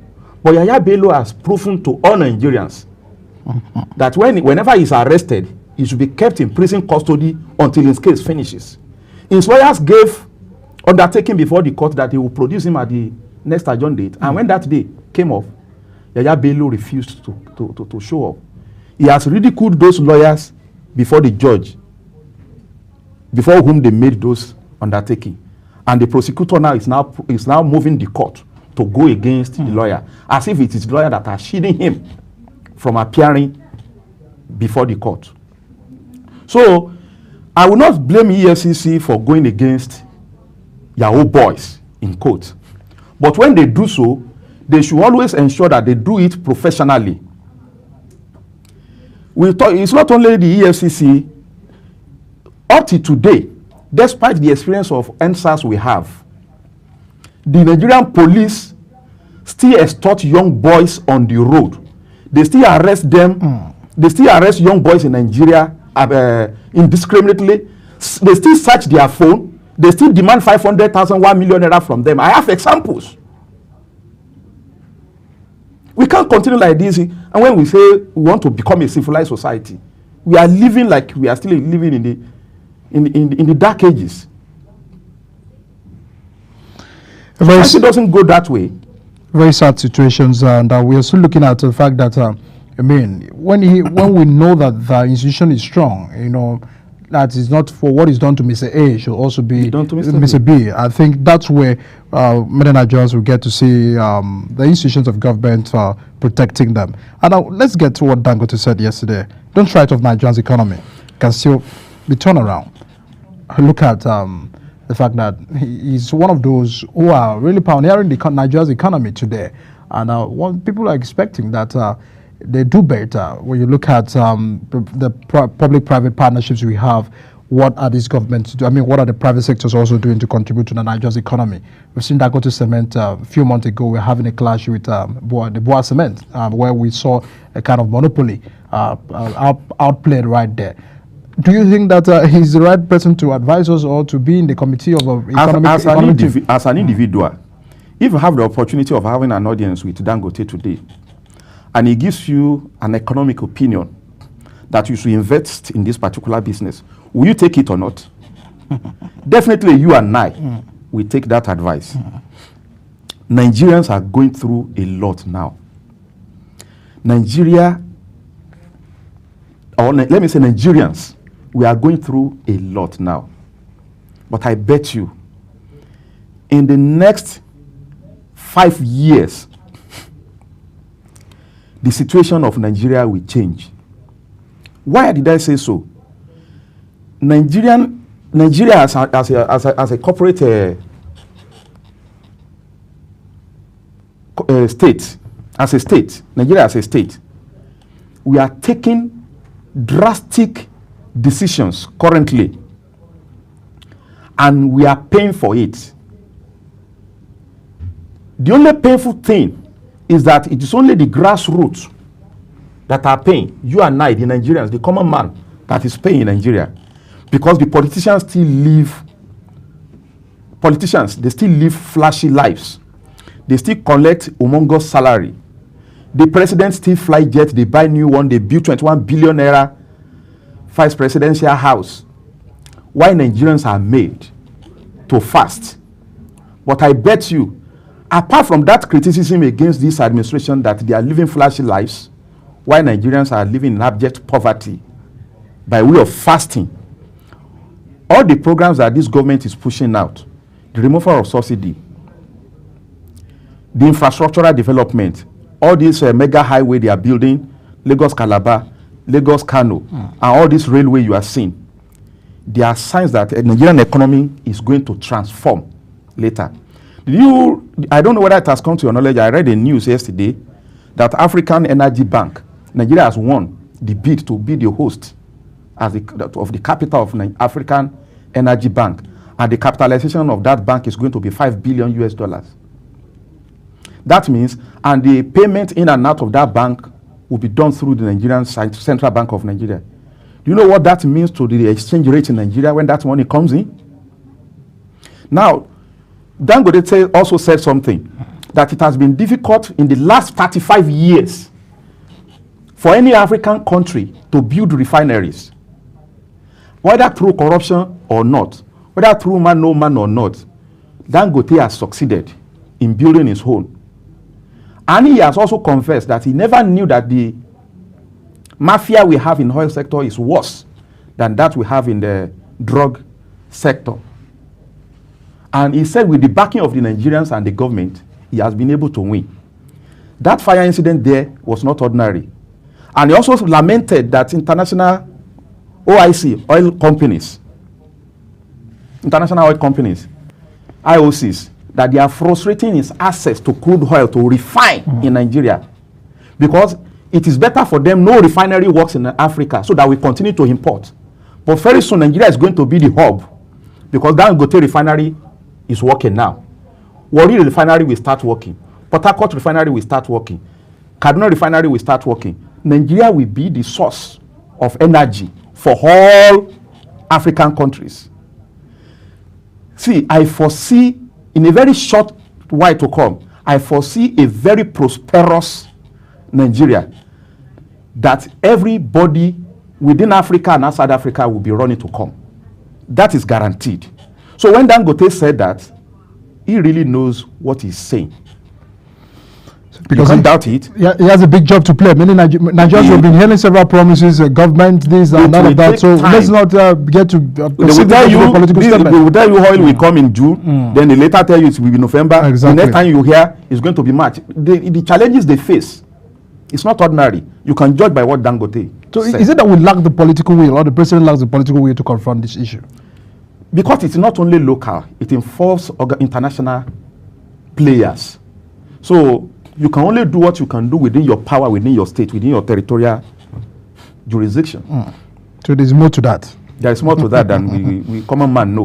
We can only complain in our beer parlor and in our football game center and in buses. But there are more to it. All right, let's move from that to the Punch paper. The Punch newspaper this morning. The story that very interesting for us to get to talk is NNPC disagree as report puts petrol debt as $6 billion. And now, when you look at the NNPC, yeah, when you look at the fact that they've also alleged that federal government is still subsidizing fuel, there's already a panic buying. I don't know if you have seen the filling stations this morning and all of that. It seems that sector is still not properly regulated. I understand the president seems to be supervising the Ministry of Petroleum, and we expected that some of those reforms that the president did, like the removal of subsidy, the saving from subsidy, will be channeled to something productive for Nigeria. But we are still having to service the debt of the NNPC, and the fact that even what we are still buying is not still even available. We're seeing panic buying along the filling station. Do you feel that there's a comprehensive need to reform that sector, NNPC, because it seems life has been more hard to Nigerians because of that particular sector? NNPC supply is NNPC is a power sector because it's energy. It's just like electricity. It plays a major role in economic development of any country. The panic buy that I didn't even call it panic buy when I saw some filling stations are empty, some are having products, and then without having dug into the reasons, within me concluded that about 3 weeks ago, Dangote did say from July 10, he put a specific date that their products will hit the market and that they have refined, they have enough, but they are just waiting for it to settle. Then you also recollect that he had also said that coming into the market of his fuel, we break down the cost of fuel, of pump price, right? He said so. So if that date is approaching, and I have sold what I have in my underground tank, will I go to NNPC and buy the one that we sell at pump price at higher value, or I will wait until the price crashes down? To me, that is what I rationalize as the reason why some filling stations are not loading. They are not loading until the price stabilizes. So what we currently experience, as far as I'm concerned, is price crisis until Dangote Fuels enters and practically stop Nigeria from importing. Those who have the imported one, we have to finish selling or else they will run at loss. Because I would rather go to where I will get Dangote price rather than buying from where I will get imported price. Which differs. Which it will definitely differ. Also, until they finish selling what is imported, Dangote will definitely cause them some losses. So if I finish what I have in the tank, I won't sell. I won't buy more until I know what is going to happen in the next couple of weeks. All right, let's move to Daily Sun paper, Daily Sun newspaper this morning. Very interesting story right there. Sanwo-Olu clears 4.5 billion now outstanding pensions. You can actually find the story on page 7 of the Daily Sun newspaper. Old federal government responsible for another strike in universities. ASUU react. Page 6 of the Daily Sun. Let's take these two stories. First, Sanwo-Olu clearing over 4.5 billion outstanding pensions. This also reflects to the fact that even when Labour were demanding for increase in the minimum wage and living wage, some states, some experts have argued, allow states who can pay, your 600, your 250,000, or the case may be, to pay, and allow those who could not afford to pay. State like Lagos ought not to, disagree in terms of what they can be able to pay their workers, because look at the internal revenues they can be able to take care of all of that. These issues of pensions has been an issue in all of the state. We've seen state that are even owing salaries. We've seen state, that are, the workers, even after serving the state and all of that, have to face a whole lot before. Some even died in the course of waiting for their pensions.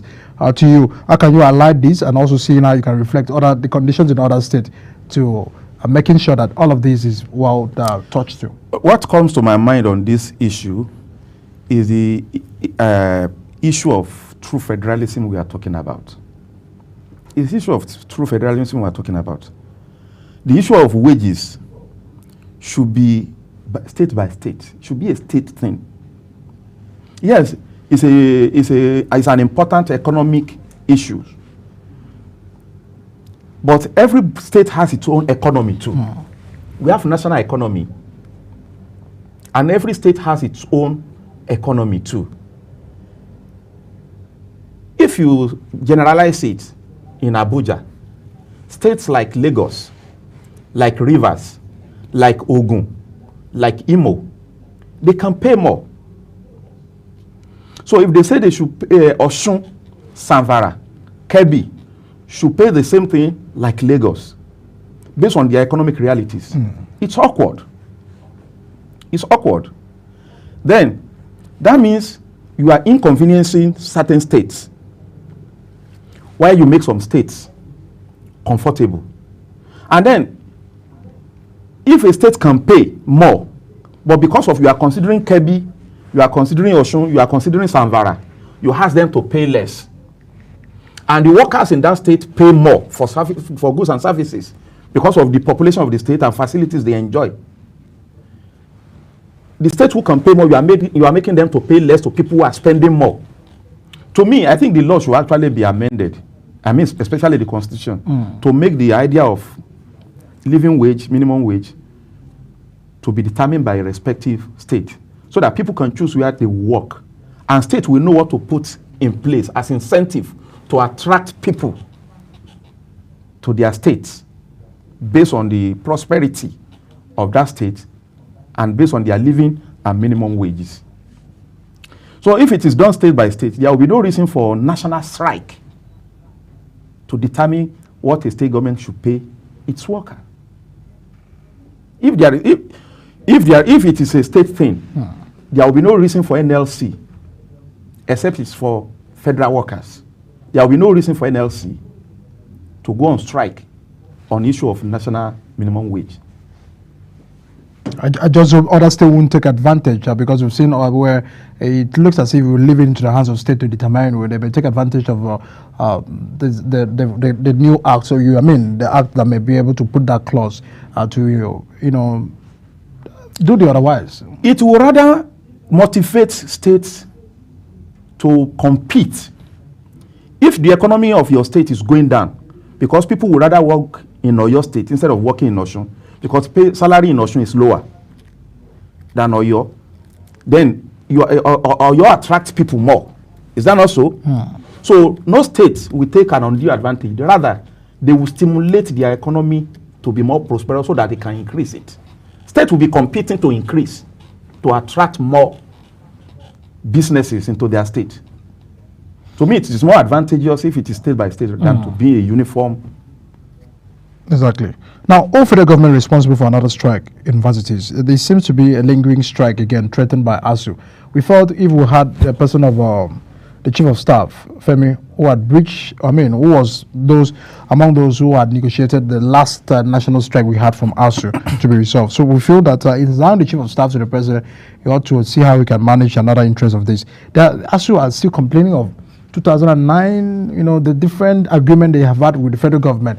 And when we understand the situation we have in the educational sector, we are bothered because we can't afford to go on another strike again.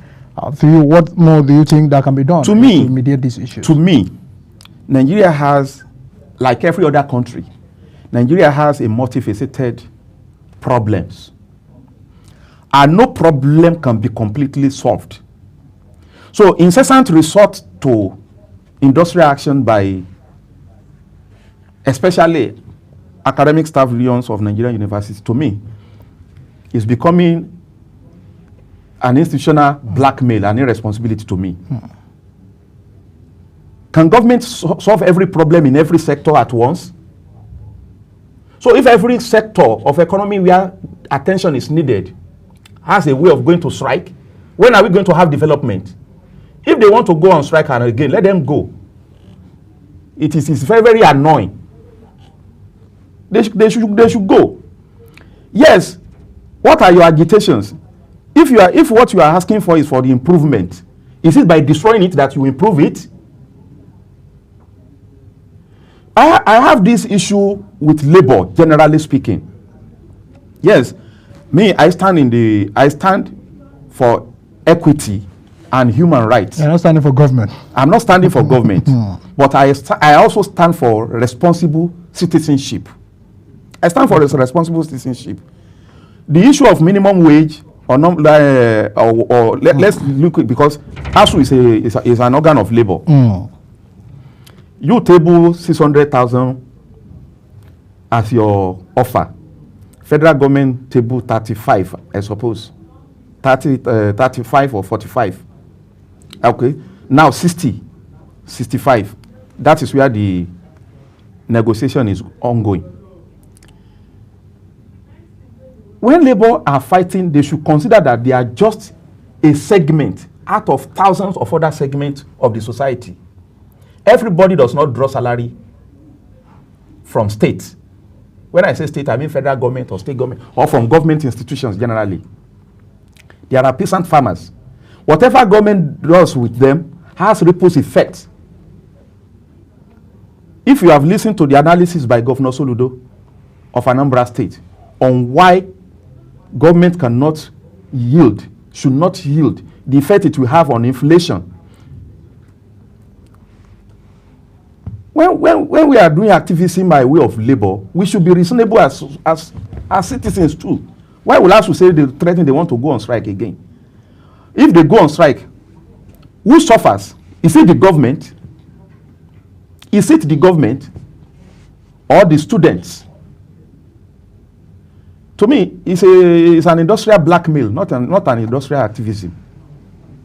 Not an industrial activity. If an organization will at every point, well, thank goodness they have a parallel organization now. I forgot the name. A big issue right there. But let's move away from that to the Guardian newspaper.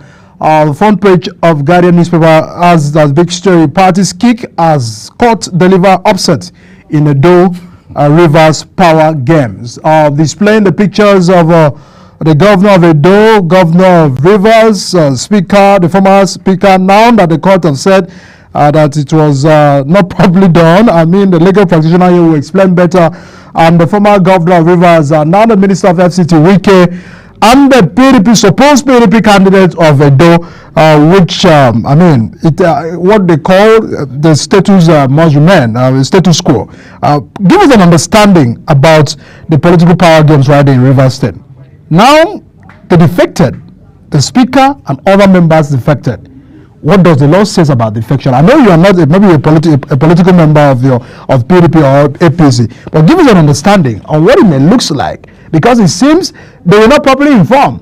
For them to have moved from PDP to APC, and they had a return again to still get to struggle for the power when there's a proper description about what the law says. Gives an understanding about that power play right there. It is what it is, and what it is. It is politics. It is politics. And understanding our political and judicial environment. Then you seize every opportunity, every knowledge you have of how our society works to play your politics. That's what you do. I can't remember, the provision of the Constitution, the particular section does not readily come to my mind. But I know, statutorily, you lose your office when you cross carpet. In the new Electoral Act. But how many times have people cross-carpeted from National Assembly?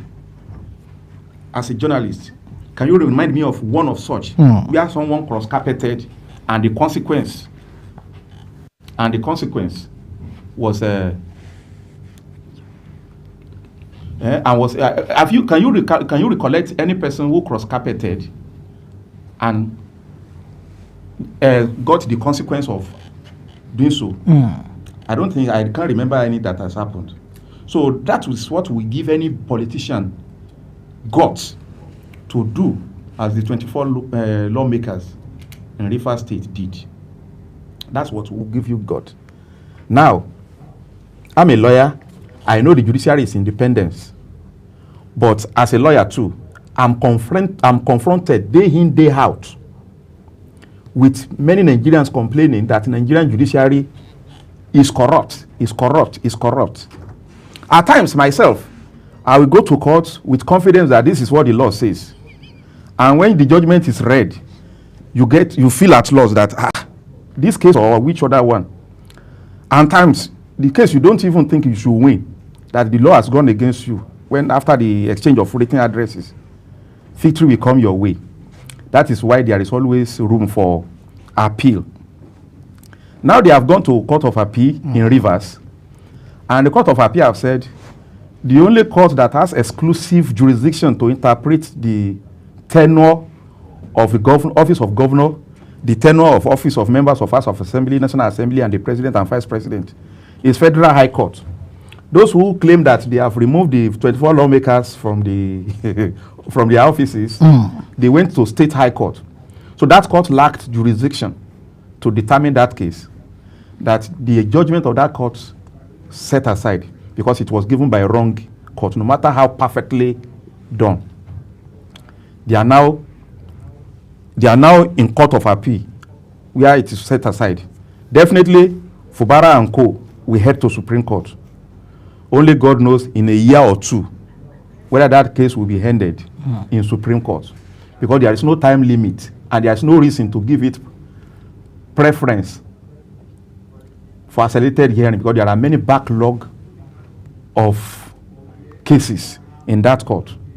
So the decision of the Court of Appeal, as we sit down here today, stands. Everybody under Section 286 of the Constitution must give effect, must respect the decision of the Court of Appeal. As we speak today, those 24 lawmakers, they are the majority lawmakers in Rivers State. And I learned that they have actually sacked the other speaker. The other speaker and members supporting him. They have declared their seats vacant. I foresee, if care is not taken, a state of emergency will be declared, may be declared in Rivers. But there are already agitations for that. Because before you know it now, these people will serve this governor notice of impeachment. Then a panel will be set up by the CJ, and it depends on who controls what. If they find him wanting, he may be impeached. And now I realize that he has gained some ground, because if not, his supporters will not go around all the local governments pushing away the pro-Wike chairman. And that is to me, that's a gang of violent people doing that across the local government in a state. It's still rascality for you, your tenure to expire, and you said you are still a chairman of the local government. So everybody, it was a total breakdown of law. Then, is it not irresponsibility on the part of governor, knowing that the tenure of a certain chairman are coming, and he failed to organize election. We've seen, maybe we had intentions of committee, political committee, where we've seen other governors doing. When we all know that all these things are illegal, and that's why I said it is what it is. It is politics. And having the knowledge of our law, how it works, and how it works with the snail speed, and how you can manipulate our society and constitutions and institutions. People do things with impunity, knowing the predictable consequences of what they are doing. So people do things with impunity because they know they will always find a way around it. Well, the crisis with the former governor of Rivers State, Nyesom Wike, and the governor is still very surprising to many people because it's a clear issue of a father and son falling out. The governor fell out too quick. He had not spent 6 months when he began to have this problem with his godfather, Governor Nyesom Wike. He has not spent up to 6 months. He didn't have any structure. He became a governor. He became a candidate on the structure of Wike. In fact, on the dictation of Wike, because nobody will convince me that the Rifa PDP actually did a transparent primaries where Fubara emerged as the governor. Wike practically handpicked him. Wike practically made him a governor. I think they should have built a house together, a solid house together, grow a political team together, respecting leadership, hierarchy. If Wike becomes number one in the state, in the politics of the state, you will become number two. You will enjoy your smooth sail. But to me, it's an intention that is, no, you are gone. I should be the number one now. You don't build a team like that. It may be other issues to contend, but we are more concerned about the personality of Wike because it's spotlight about human management. When you look at the fact that it's trying to probably reflect what Siwaju, the president, did in Lagos, still holding glimpse of power and all of that. It shows you the differences, how President Tinubu had managed several governors, 3 governors away from him. And even the next one. So clearly, it speaks about human management, a character of the person, because it may look as if there is also a demand or mismanagement of Wike, mismanaging of the governor that leads to this fallout. To me, this is what actually happened. I've taken my time to look at our president. How he has been able to be in charge of Lagos. And how he has been able to exert his influence on my home state, Osun State. So the president still have some influence in your state? Okay, he brought in Aregbesola. He brought in Oyetola. So, what is the difference between the president and Wike? Wike, in quotes, I call him a dictator. I call President Tinubu a Democrat, at least a Democrat, also in quotes. President Tinubu, as a governor of Lagos State, did not just bring his successor. He did it in consultation with all the nooks and corners and crannies of Lagos. Because as a governor, he institutionalized a body known as GAC, Government Advisory Council, which is parallel to the political party. The political party is there. Then we have Government Advisory Council, which are the indigenous people of Lagos. Every local government has GAC. They have GAC representative at the state level. And when they want to make a decision, all who is who in politics in Lagos, they come together and they make you the Asiwaju, the leader. You understand me? So, and they respect him as a leader, even if he will be the one to tell them that this is who is going to be our candidate. Everybody will have a sense of participation in making that decision. When he was asked on why did he not allow, what is the name of this immediate past governor of Lagos? Remind me the name of the immediate past governor of Lagos. Ambode. Why did he not allow Ambode to go for the second time? He said, it is not me. you are a leader because people choose you as a leader. But when the people who choose you as a leader say this is what they want and you go a different way, you will have failed the test of leadership. Who are these leaders Tinubu was referring to? They are the Government Advisory Council, who comes from every ward, every local government in Lagos State, and they have a state body where they decide. So when they make you the Asiwaju, they submit to you with total respect. So if the GAC says we don't want somebody to come for second time, is that what you people want? Yes. But I see Wike as a one-man show. That's why I say, in quote, he sees himself as having grown power. Having grown power. So people who are loyal to him, they are loyal to him as individuals respectively, and not as a group. And that is why it is easy for somebody like Fubara to challenge them as early as barely a month into their relationship as a governor and godfather. It looks clearly that the fight may be quite. It's going to be messy. It's not ending soon, and it's distracting governors in Rivers State because when you understand that this is a big distraction for the governor to gamble. Up till now, the governor is yet to be stabilized. It will be difficult for him to have focus of what to do for that state. It will really be difficult for him. All right, let's get this back to the Guardian newspaper. JAMB clamps down on fake diploma certificate for university admission.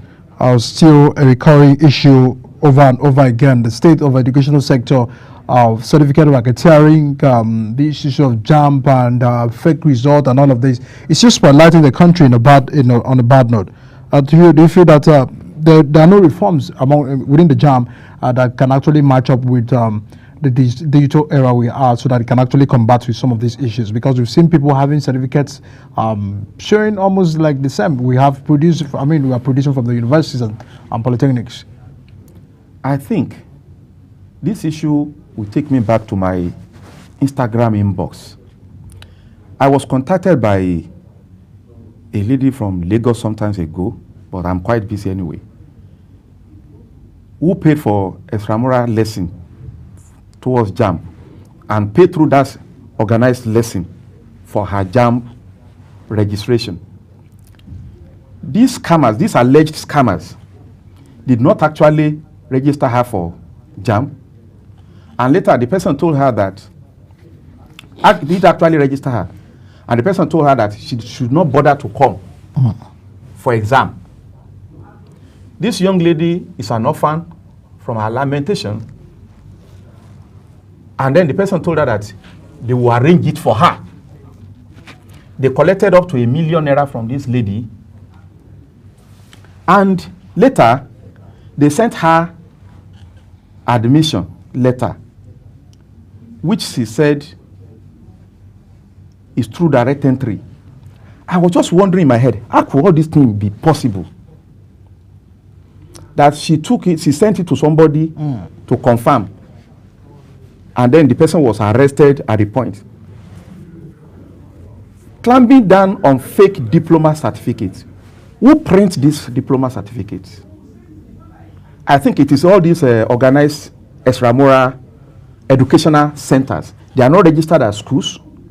They have no registration with corporate affairs commissions. It's just another format for 419, for Yahoo, for fraud. And it is really very, very prevalent. But who fall victims? Those who are looking for easy way out. Those who want to follow, those who don't want to follow normal procedure. Backdoors. So I think it's the JAMB should concentrate on the regions or a particular state where such things are prevalent. That's the first thing they should do. And then they should make publicity or publication about it very pronounced. Their information department should make it very pronounced during the time of advertising for JAMB exam, when people are paying.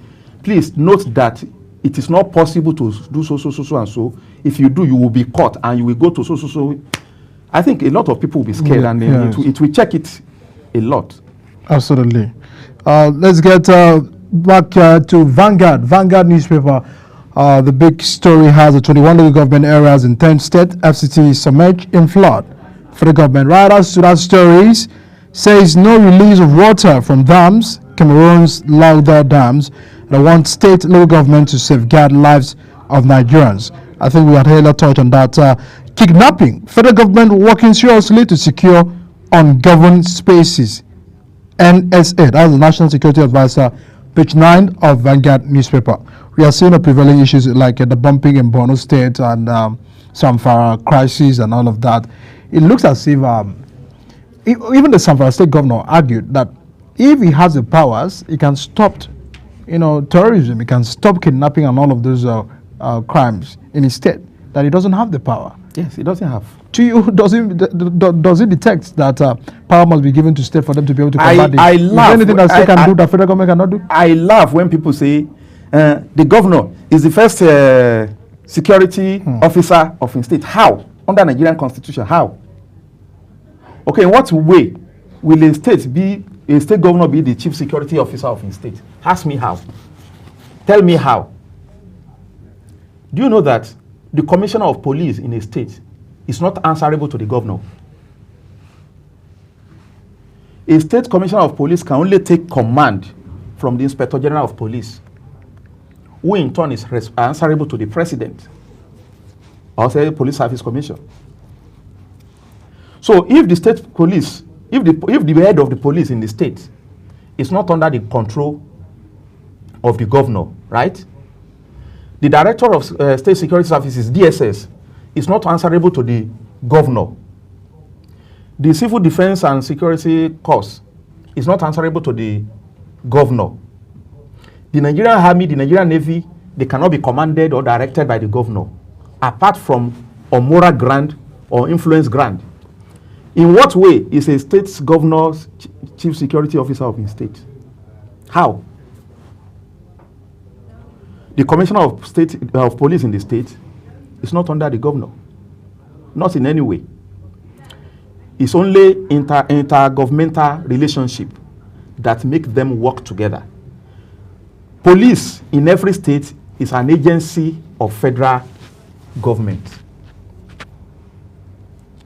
So the Amatekun Corps in the southwest region, that is in the southwest geopolitical zone, the Isba police in Kano, and some other states that have brought initiative, Eastern Security Network, that has been bogged down by the IPOB conflict.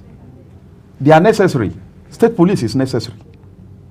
That is when you can say state governors are security officers of their state. And then where will you describe as an ungoverned space? Where is an ungoverned space?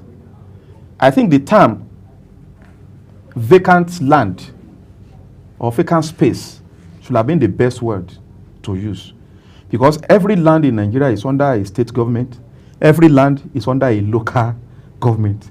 Every land in Nigeria is under the administration of the federal government. But where these evildoers, these bandits, these kidnappers, where they hide in the remote bushes. Those places are still governed.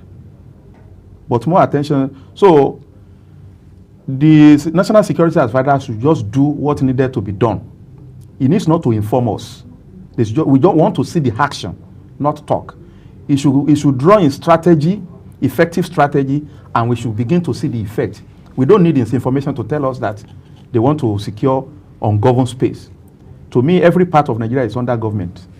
No ungoverned space as far as I'm concerned. And there's a need to tackle all of this insecurity in this area. He should do what needs to be done. He shouldn't tell us they want to govern ungoverned space. Where is ungoverned in Nigeria? We want the result, not really. We want results. We don't want rhetorics. A lot on the Office of the National Security Advisor and the security chiefs. And rounding up, let's get to First News paper. First News this morning, a big story on the Samoa Agreement. Federal government defense pact amidst controversy reaffirms stance against same-sex marriage. We still have Rivers Appeal Court reverses sacking of 25 pro-Wike lawmakers. Right after that story, lawmakers' seats remain vacant despite ruling. And we still have the issues of Tinubu unveils 2 trillion naira economic injection plan to propel Nigeria's recovery. We'll take that, and also outrageous, insensitive NLC calls for reversal of new electricity tariff. That's a statement from NLC yesterday on the issues of increase from 208 naira to about 209 in respect to per kilowatts in respect to of electricity tariff. In band issues of band A, the issues of banding generally. Now, can't we have the availability of power before the issues of banding? Because even the 18 hours for banding, it is very, very ridiculous. We are all Nigerians. I'm entitled to 24 hours power supply, and payment for services should be equal. It is institutional failure that has resulted into this discrimination. My constitution protects me against discrimination. Nobody should be discriminated against based on the place of his birth, sex, religion, or whatever. But economically, we are being discriminated against. So because I'm poor now, I'm living in the slum, I'm entitled to only 7 hours of power supply per day. And when some thief who have stolen money are living in highbrow areas, you will not place them in band A. It is unconstitutional, it is illegal, it is unreasonable. Electricity should be made available to all Nigerians, and we should pay equally. And as for NLC, we know their game. They should face their minimum wage they are fighting for.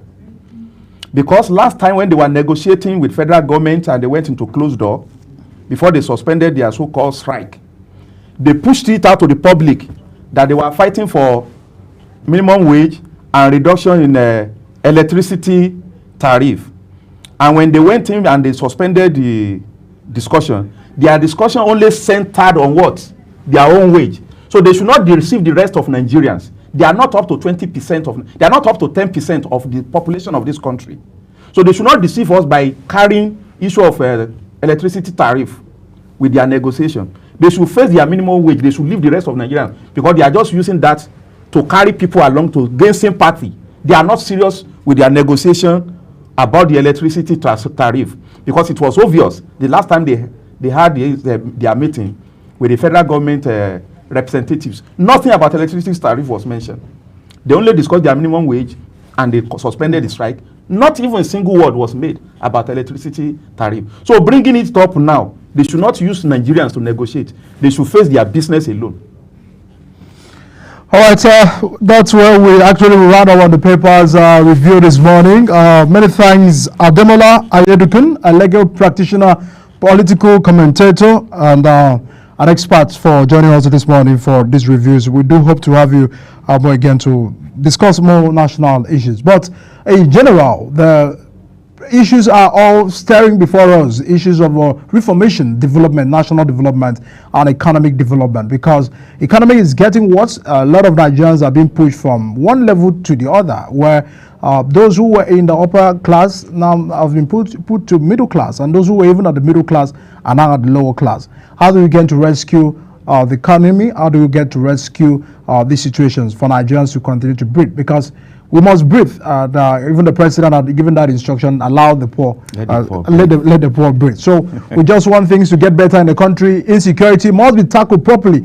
And those economic team, the new commissioned economic team by Dangote, Tony Elumelu, and others, has a whole lot to do. And we're expecting that these steps by the president will cushion the effects of the fuel subsidy and other policies his administration is bringing about. Thanks so much for joining us on the program this morning. We deeply appreciate it. It's my pleasure. Thank you for the opportunity to be on your program. Thank you so much. You're welcome, sir. And we'll go on the break, and once we return, we'll be wrapping up with another discussions to finalize the global morning. And thanks for staying with us. I'll be right back.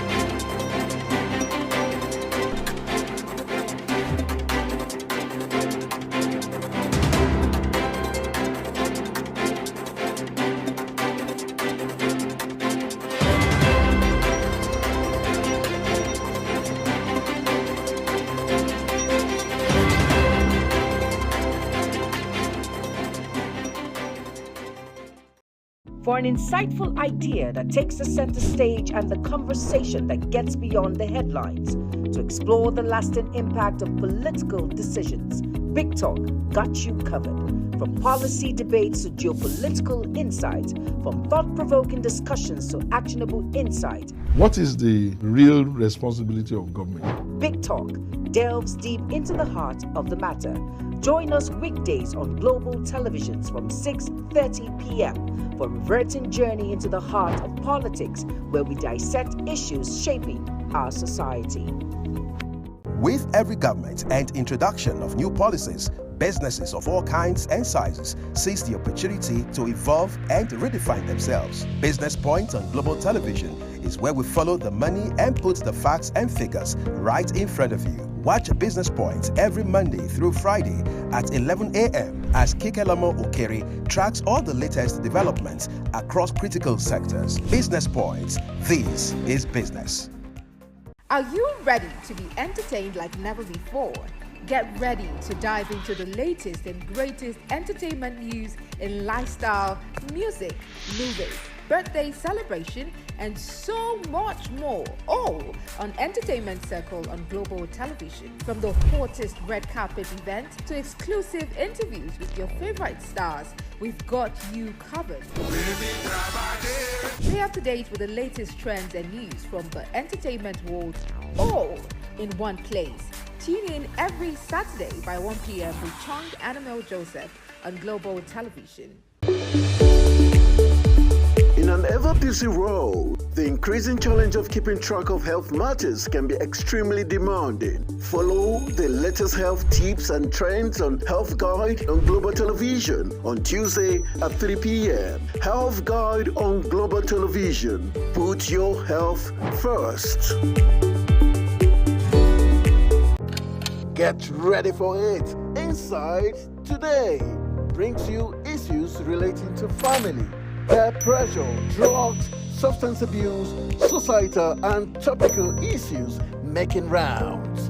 Join Jumain Manson on Global Television Monday to Thursday and a repeat every Friday. Time 2 p.m. to 3 p.m. Don't miss out. Are you a food lover? Do you care about your health and nutrition? Are you interested in exploring the diverse culinary traditions from around the world? Then look no further. Introducing Lunch Global on Global Television, a show that takes you on a delicious journey through the world of food, nutrition, and diet. So, whether you're a seasoned foodie, a health enthusiast, or simply curious about the world of food, Lunch Global has something for everyone. Tune in Mondays to Fridays and let your taste bud take you on a journey of flavor, culture, and discovery on Lunch Global. Bon appetit!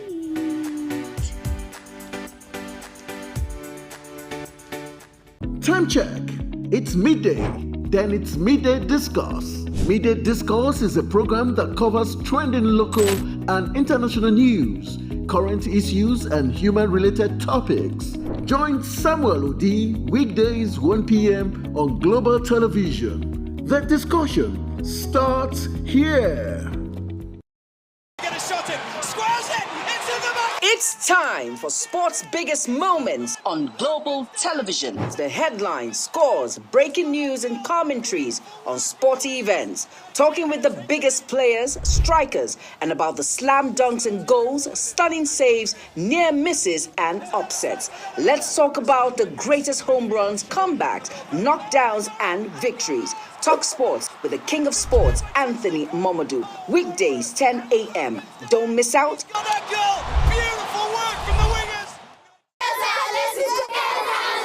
Hello, children.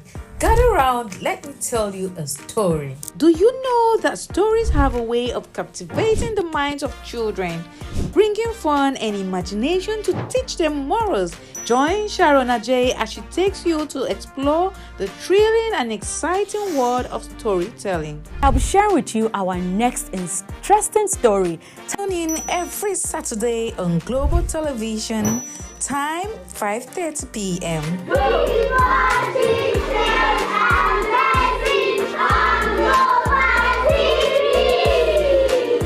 Is the desk on Global Television? Nigeria. Come join Anthony Momodu on television's most compelling and facts-finding talk live show. We are the Palestinians. Can we not We say are the that again? because That this country gets it right? Who are these bandits? It's the Dex on Global Television, where we analyze and dissect storming issues and commentaries in the world's biggest black nation, Nigeria. Who is being held accountable for this money? The eyes have it. We stay and decide policies and reforms on the Dex. Tune in Mondays to Fridays, 5 p.m. to 6 p.m. on Global Television. Let's stay on the Dex. Global Morning is your ultimate destination for engaging political and economic matters. I am Uyi Agmofwebe. And don't forget to include social discussions. Tune in every weekdays from 7 a.m. to 10 a.m. I am Queen Agaba. For insightful breakfast ideas, business summaries, sports highlights, international and local news perspective, I am Anthony Momodu. Don't miss the in-depth analysis of current and political issues by the Global Morning team and experts. I am Jumai Manson. Catch Global Morning here on Global Television. Getting on the action. I am Edikan Michael. We are the Global Morning team.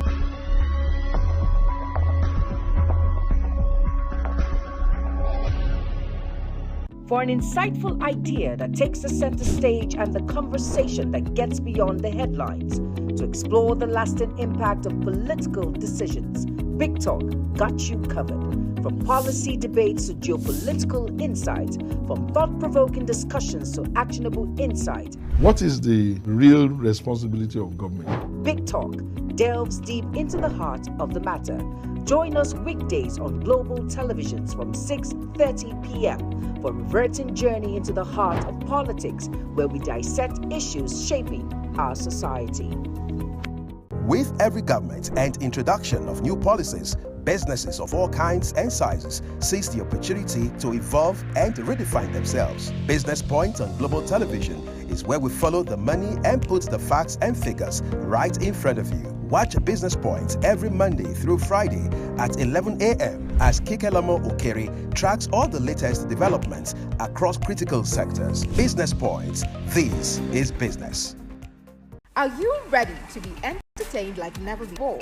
Get ready to dive into the latest and greatest entertainment news in lifestyle, music, movies, birthday celebration, and so much more. All on Entertainment Circle on Global Television. From the hottest red carpet event to exclusive interviews with your favorite stars, we've got you covered. Stay up to date with the latest trends and news from the entertainment world, all in one place. Tune in every Saturday by 1 p.m. with Chong Annabelle Joseph on Global Television. In an ever-busy world, the increasing challenge of keeping track of health matters can be extremely demanding. Follow the latest health tips and trends on Health Guide on Global Television on Tuesday at 3 p.m. Health Guide on Global Television. Put your health first. Get ready for it. Inside Today brings you issues relating to family, peer pressure, drugs, substance abuse, societal and topical issues making rounds. Join Jumai Manson on Global Television Monday to Thursday and a repeat every Friday. Time 2 p.m. to 3 p.m. Don't miss out. Are you a food lover? Do you care about your health and nutrition? Are you interested in exploring the diverse culinary traditions from around the world? Then look no further. Introducing Lunch Global on Global Television, a show that takes you on a delicious journey through the world of food, nutrition, and diet. So, whether you're a seasoned foodie, a health enthusiast, or simply curious about the world of food, Lunch Global has something for everyone. Tune in Mondays to Fridays and let your taste bud take you on a journey of flavor, culture, and discovery on Lunch Global. Bon appetit!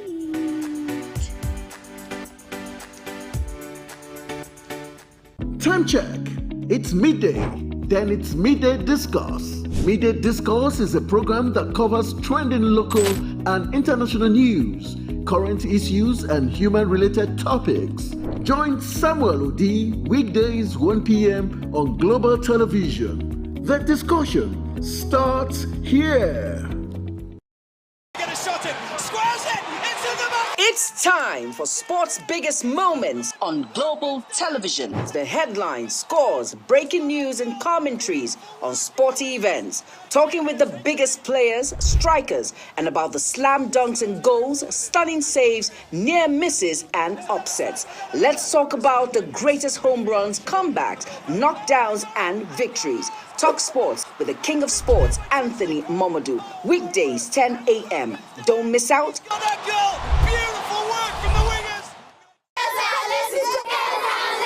Hello, children.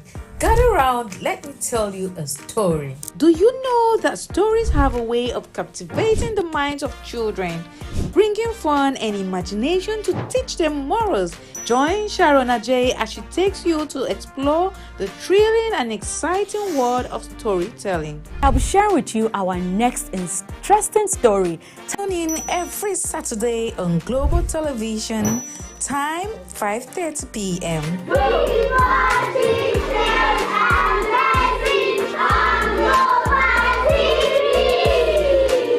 Is the desk on Global Television? Nigeria. Come join Anthony Momodou on television's most compelling and facts-finding talk live show. We are definitely. Can we not say better than them because that this country gets it right? It's the Dex on Global Television, where we analyze and dissect storming issues and commentaries in the world's biggest black nation, Nigeria. Who is being held accountable for this money? The eyes have it. We stay and decide policies and reforms on the Dex. Tune in Mondays to Fridays, 5 p.m. to 6 p.m. on Global Television. Let's stay on the Dex. Global Morning is your ultimate destination for engaging political and economic matters. I am Uyi Agmofwebe. And don't forget to include social discussions. Tune in every weekdays from 7 a.m. to 10 a.m. I am Queen Agaba. For insightful breakfast ideas, business summaries, sports highlights, international and local news perspective, I am Anthony Momodou. Don't miss the in-depth analysis of current and political issues by the Global Morning team and experts. I am Jumai Manson. Catch Global Morning here on Global Television. Getting on the action. I am Edikan Michael. We are the Global Morning team.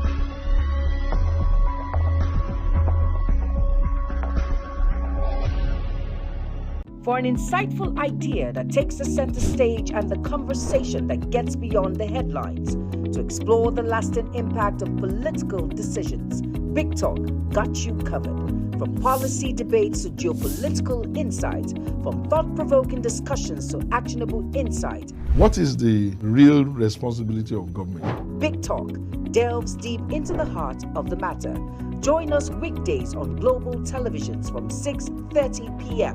for a reverting journey into the heart of politics, where we dissect issues shaping our society.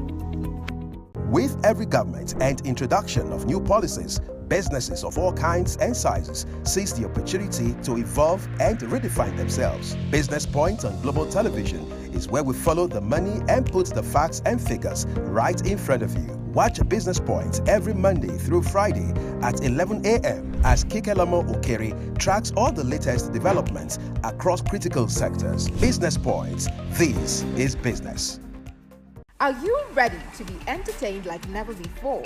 Get ready to dive into the latest and greatest entertainment news in lifestyle, music, movies, birthday celebration, and so much more, all on Entertainment Circle on Global Television. From the hottest red carpet event to exclusive interviews with your favorite stars, we've got you covered. Stay up to date with the latest trends and news from the entertainment world, all in one place. Tune in every Saturday by 1 p.m. with Chung Annabelle Joseph on Global Television. In In an ever-busy world, the increasing challenge of keeping track of health matters can be extremely demanding. Follow the latest health tips and trends on Health Guide on Global Television on Tuesday at 3 p.m. Health Guide on Global Television. Put your health first. Get ready for it. Inside Today brings you issues relating to family, peer pressure, drugs, substance abuse, societal and topical issues making rounds. Join Jumaine Manson on Global Television Monday to Thursday and it repeats every Friday. Time 2 p.m. to 3 p.m. Don't miss out. Are you a food lover? Do you care about your health and nutrition? Are you interested in exploring the diverse culinary traditions from around the world? Then look no further. Introducing Lunch Global on Global Television, a show that takes you on a delicious journey through the world of food, nutrition, and diet. So, whether you're a seasoned foodie, a health enthusiast, or simply curious about the world of food, Lunch Global has something for everyone. Tune in Mondays to Fridays and let your taste bud take you on a journey of flavor, culture, and discovery on Lunch Global. Bon appetit!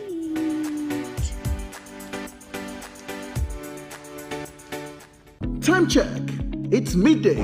Then it's Midday Discourse. Midday Discourse is a program that covers trending local and international news, current issues, and human-related topics. Join Samuel Odi weekdays 1 p.m. on Global Television. The discussion starts here. It's time for sports' biggest moments on Global Television. The headlines, scores, breaking news, and commentaries on sporty events. Talking with the biggest players, strikers, and about the slam dunks and goals, stunning saves, near misses, and upsets. Let's talk about the greatest home runs, comebacks, knockdowns, and victories. Talk sports with the king of sports, Anthony Momodu. Weekdays, 10 a.m. Don't miss out.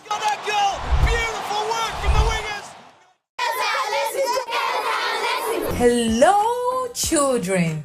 Gather round, let me tell you a story. Do you know that stories have a way of captivating the minds of children, bringing fun and imagination to teach them morals? Join Sharon Ajay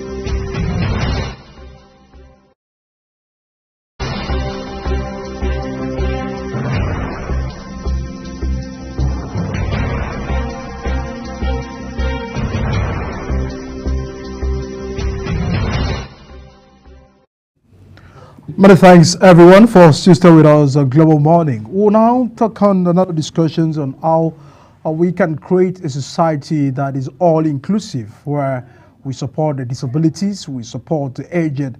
We also see how the society we live can also support the vulnerable ones are living among us. I'm being joined this morning by the CEO of Hope Alive Foundation, Joyful Olasitumi, a human capacity development expert, and of course, also championing the affairs on welfareism of people living with disabilities, and also seeing how they can bridge the gap between the aged, the vulnerable, and the disabilities among us. This morning, we'll see how we can actually highlight on what the role we can also play in rescuing the situations of the disabilities among us, the aged among us, and creating a society that is all-inclusive for everyone to stay.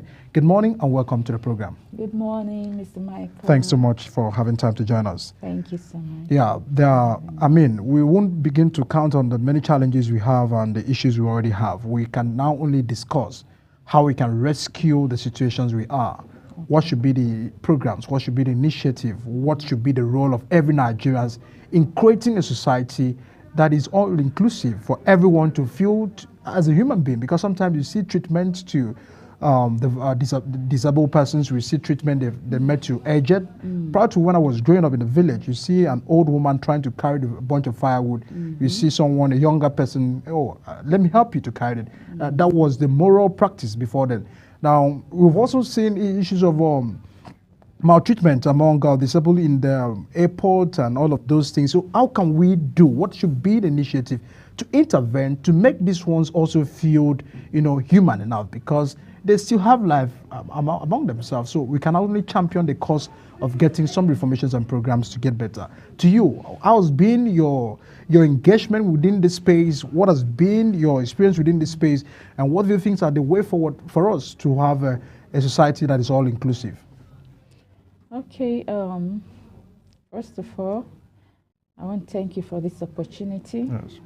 So, it's a good thing for us to, involve ourselves in the matter that concerns those persons with disabilities, because first of all, they are human also, just like you and I, you understand? But unfortunately, they found themselves the way they are.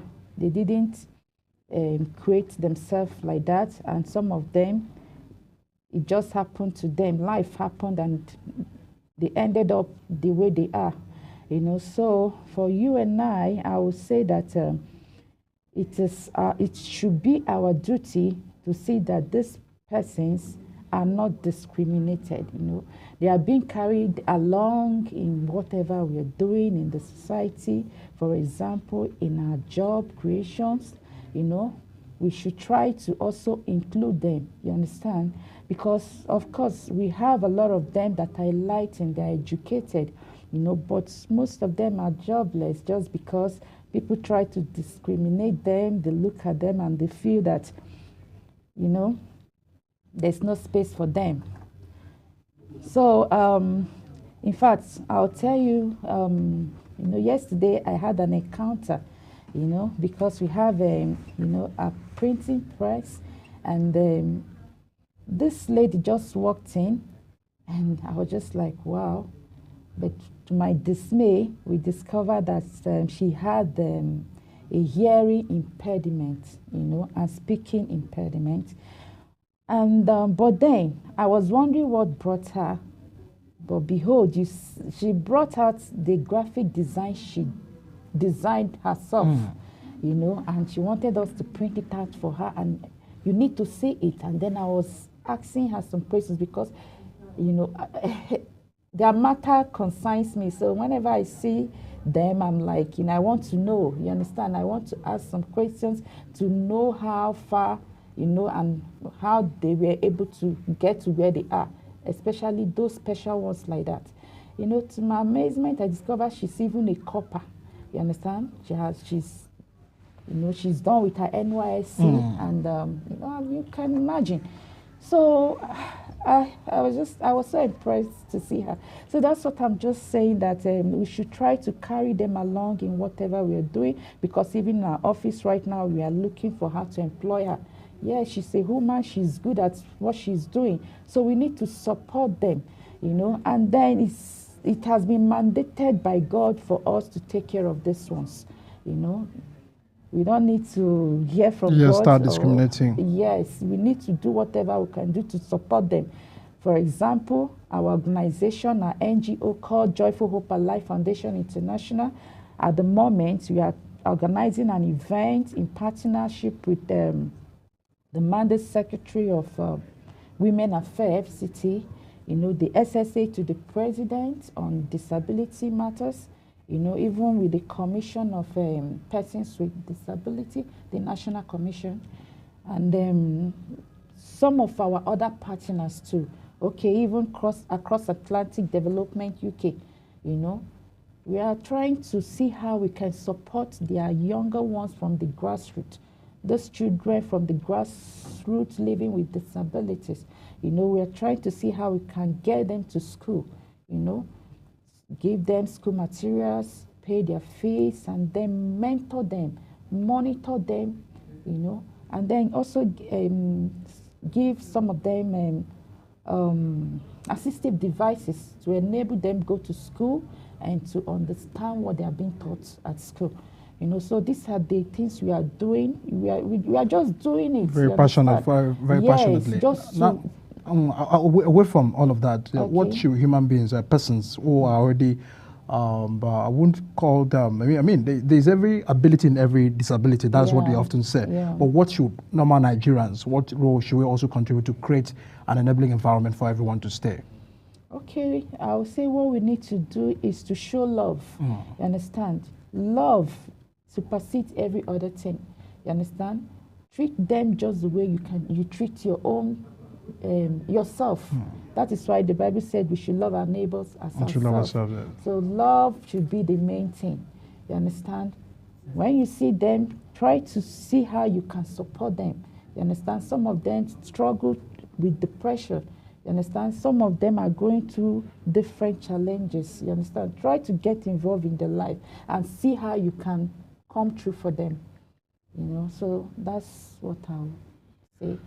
All right, so what are we looking forward in the programs that you're already planning and launching? What do you feel this program, what is the intention of this program that we'll get to address? Because we have to see what we need to do to salvage the situation. There are several acts, laws, and all of those things trying to give enablement for their inclusion, political inclusion, and all of these other issues. But for the purpose of this other planned program with the government and in partnership with you, what do you feel will be the end result of this initiative? Okay, the end result should be catching them young, you understand, because we all know the value of education.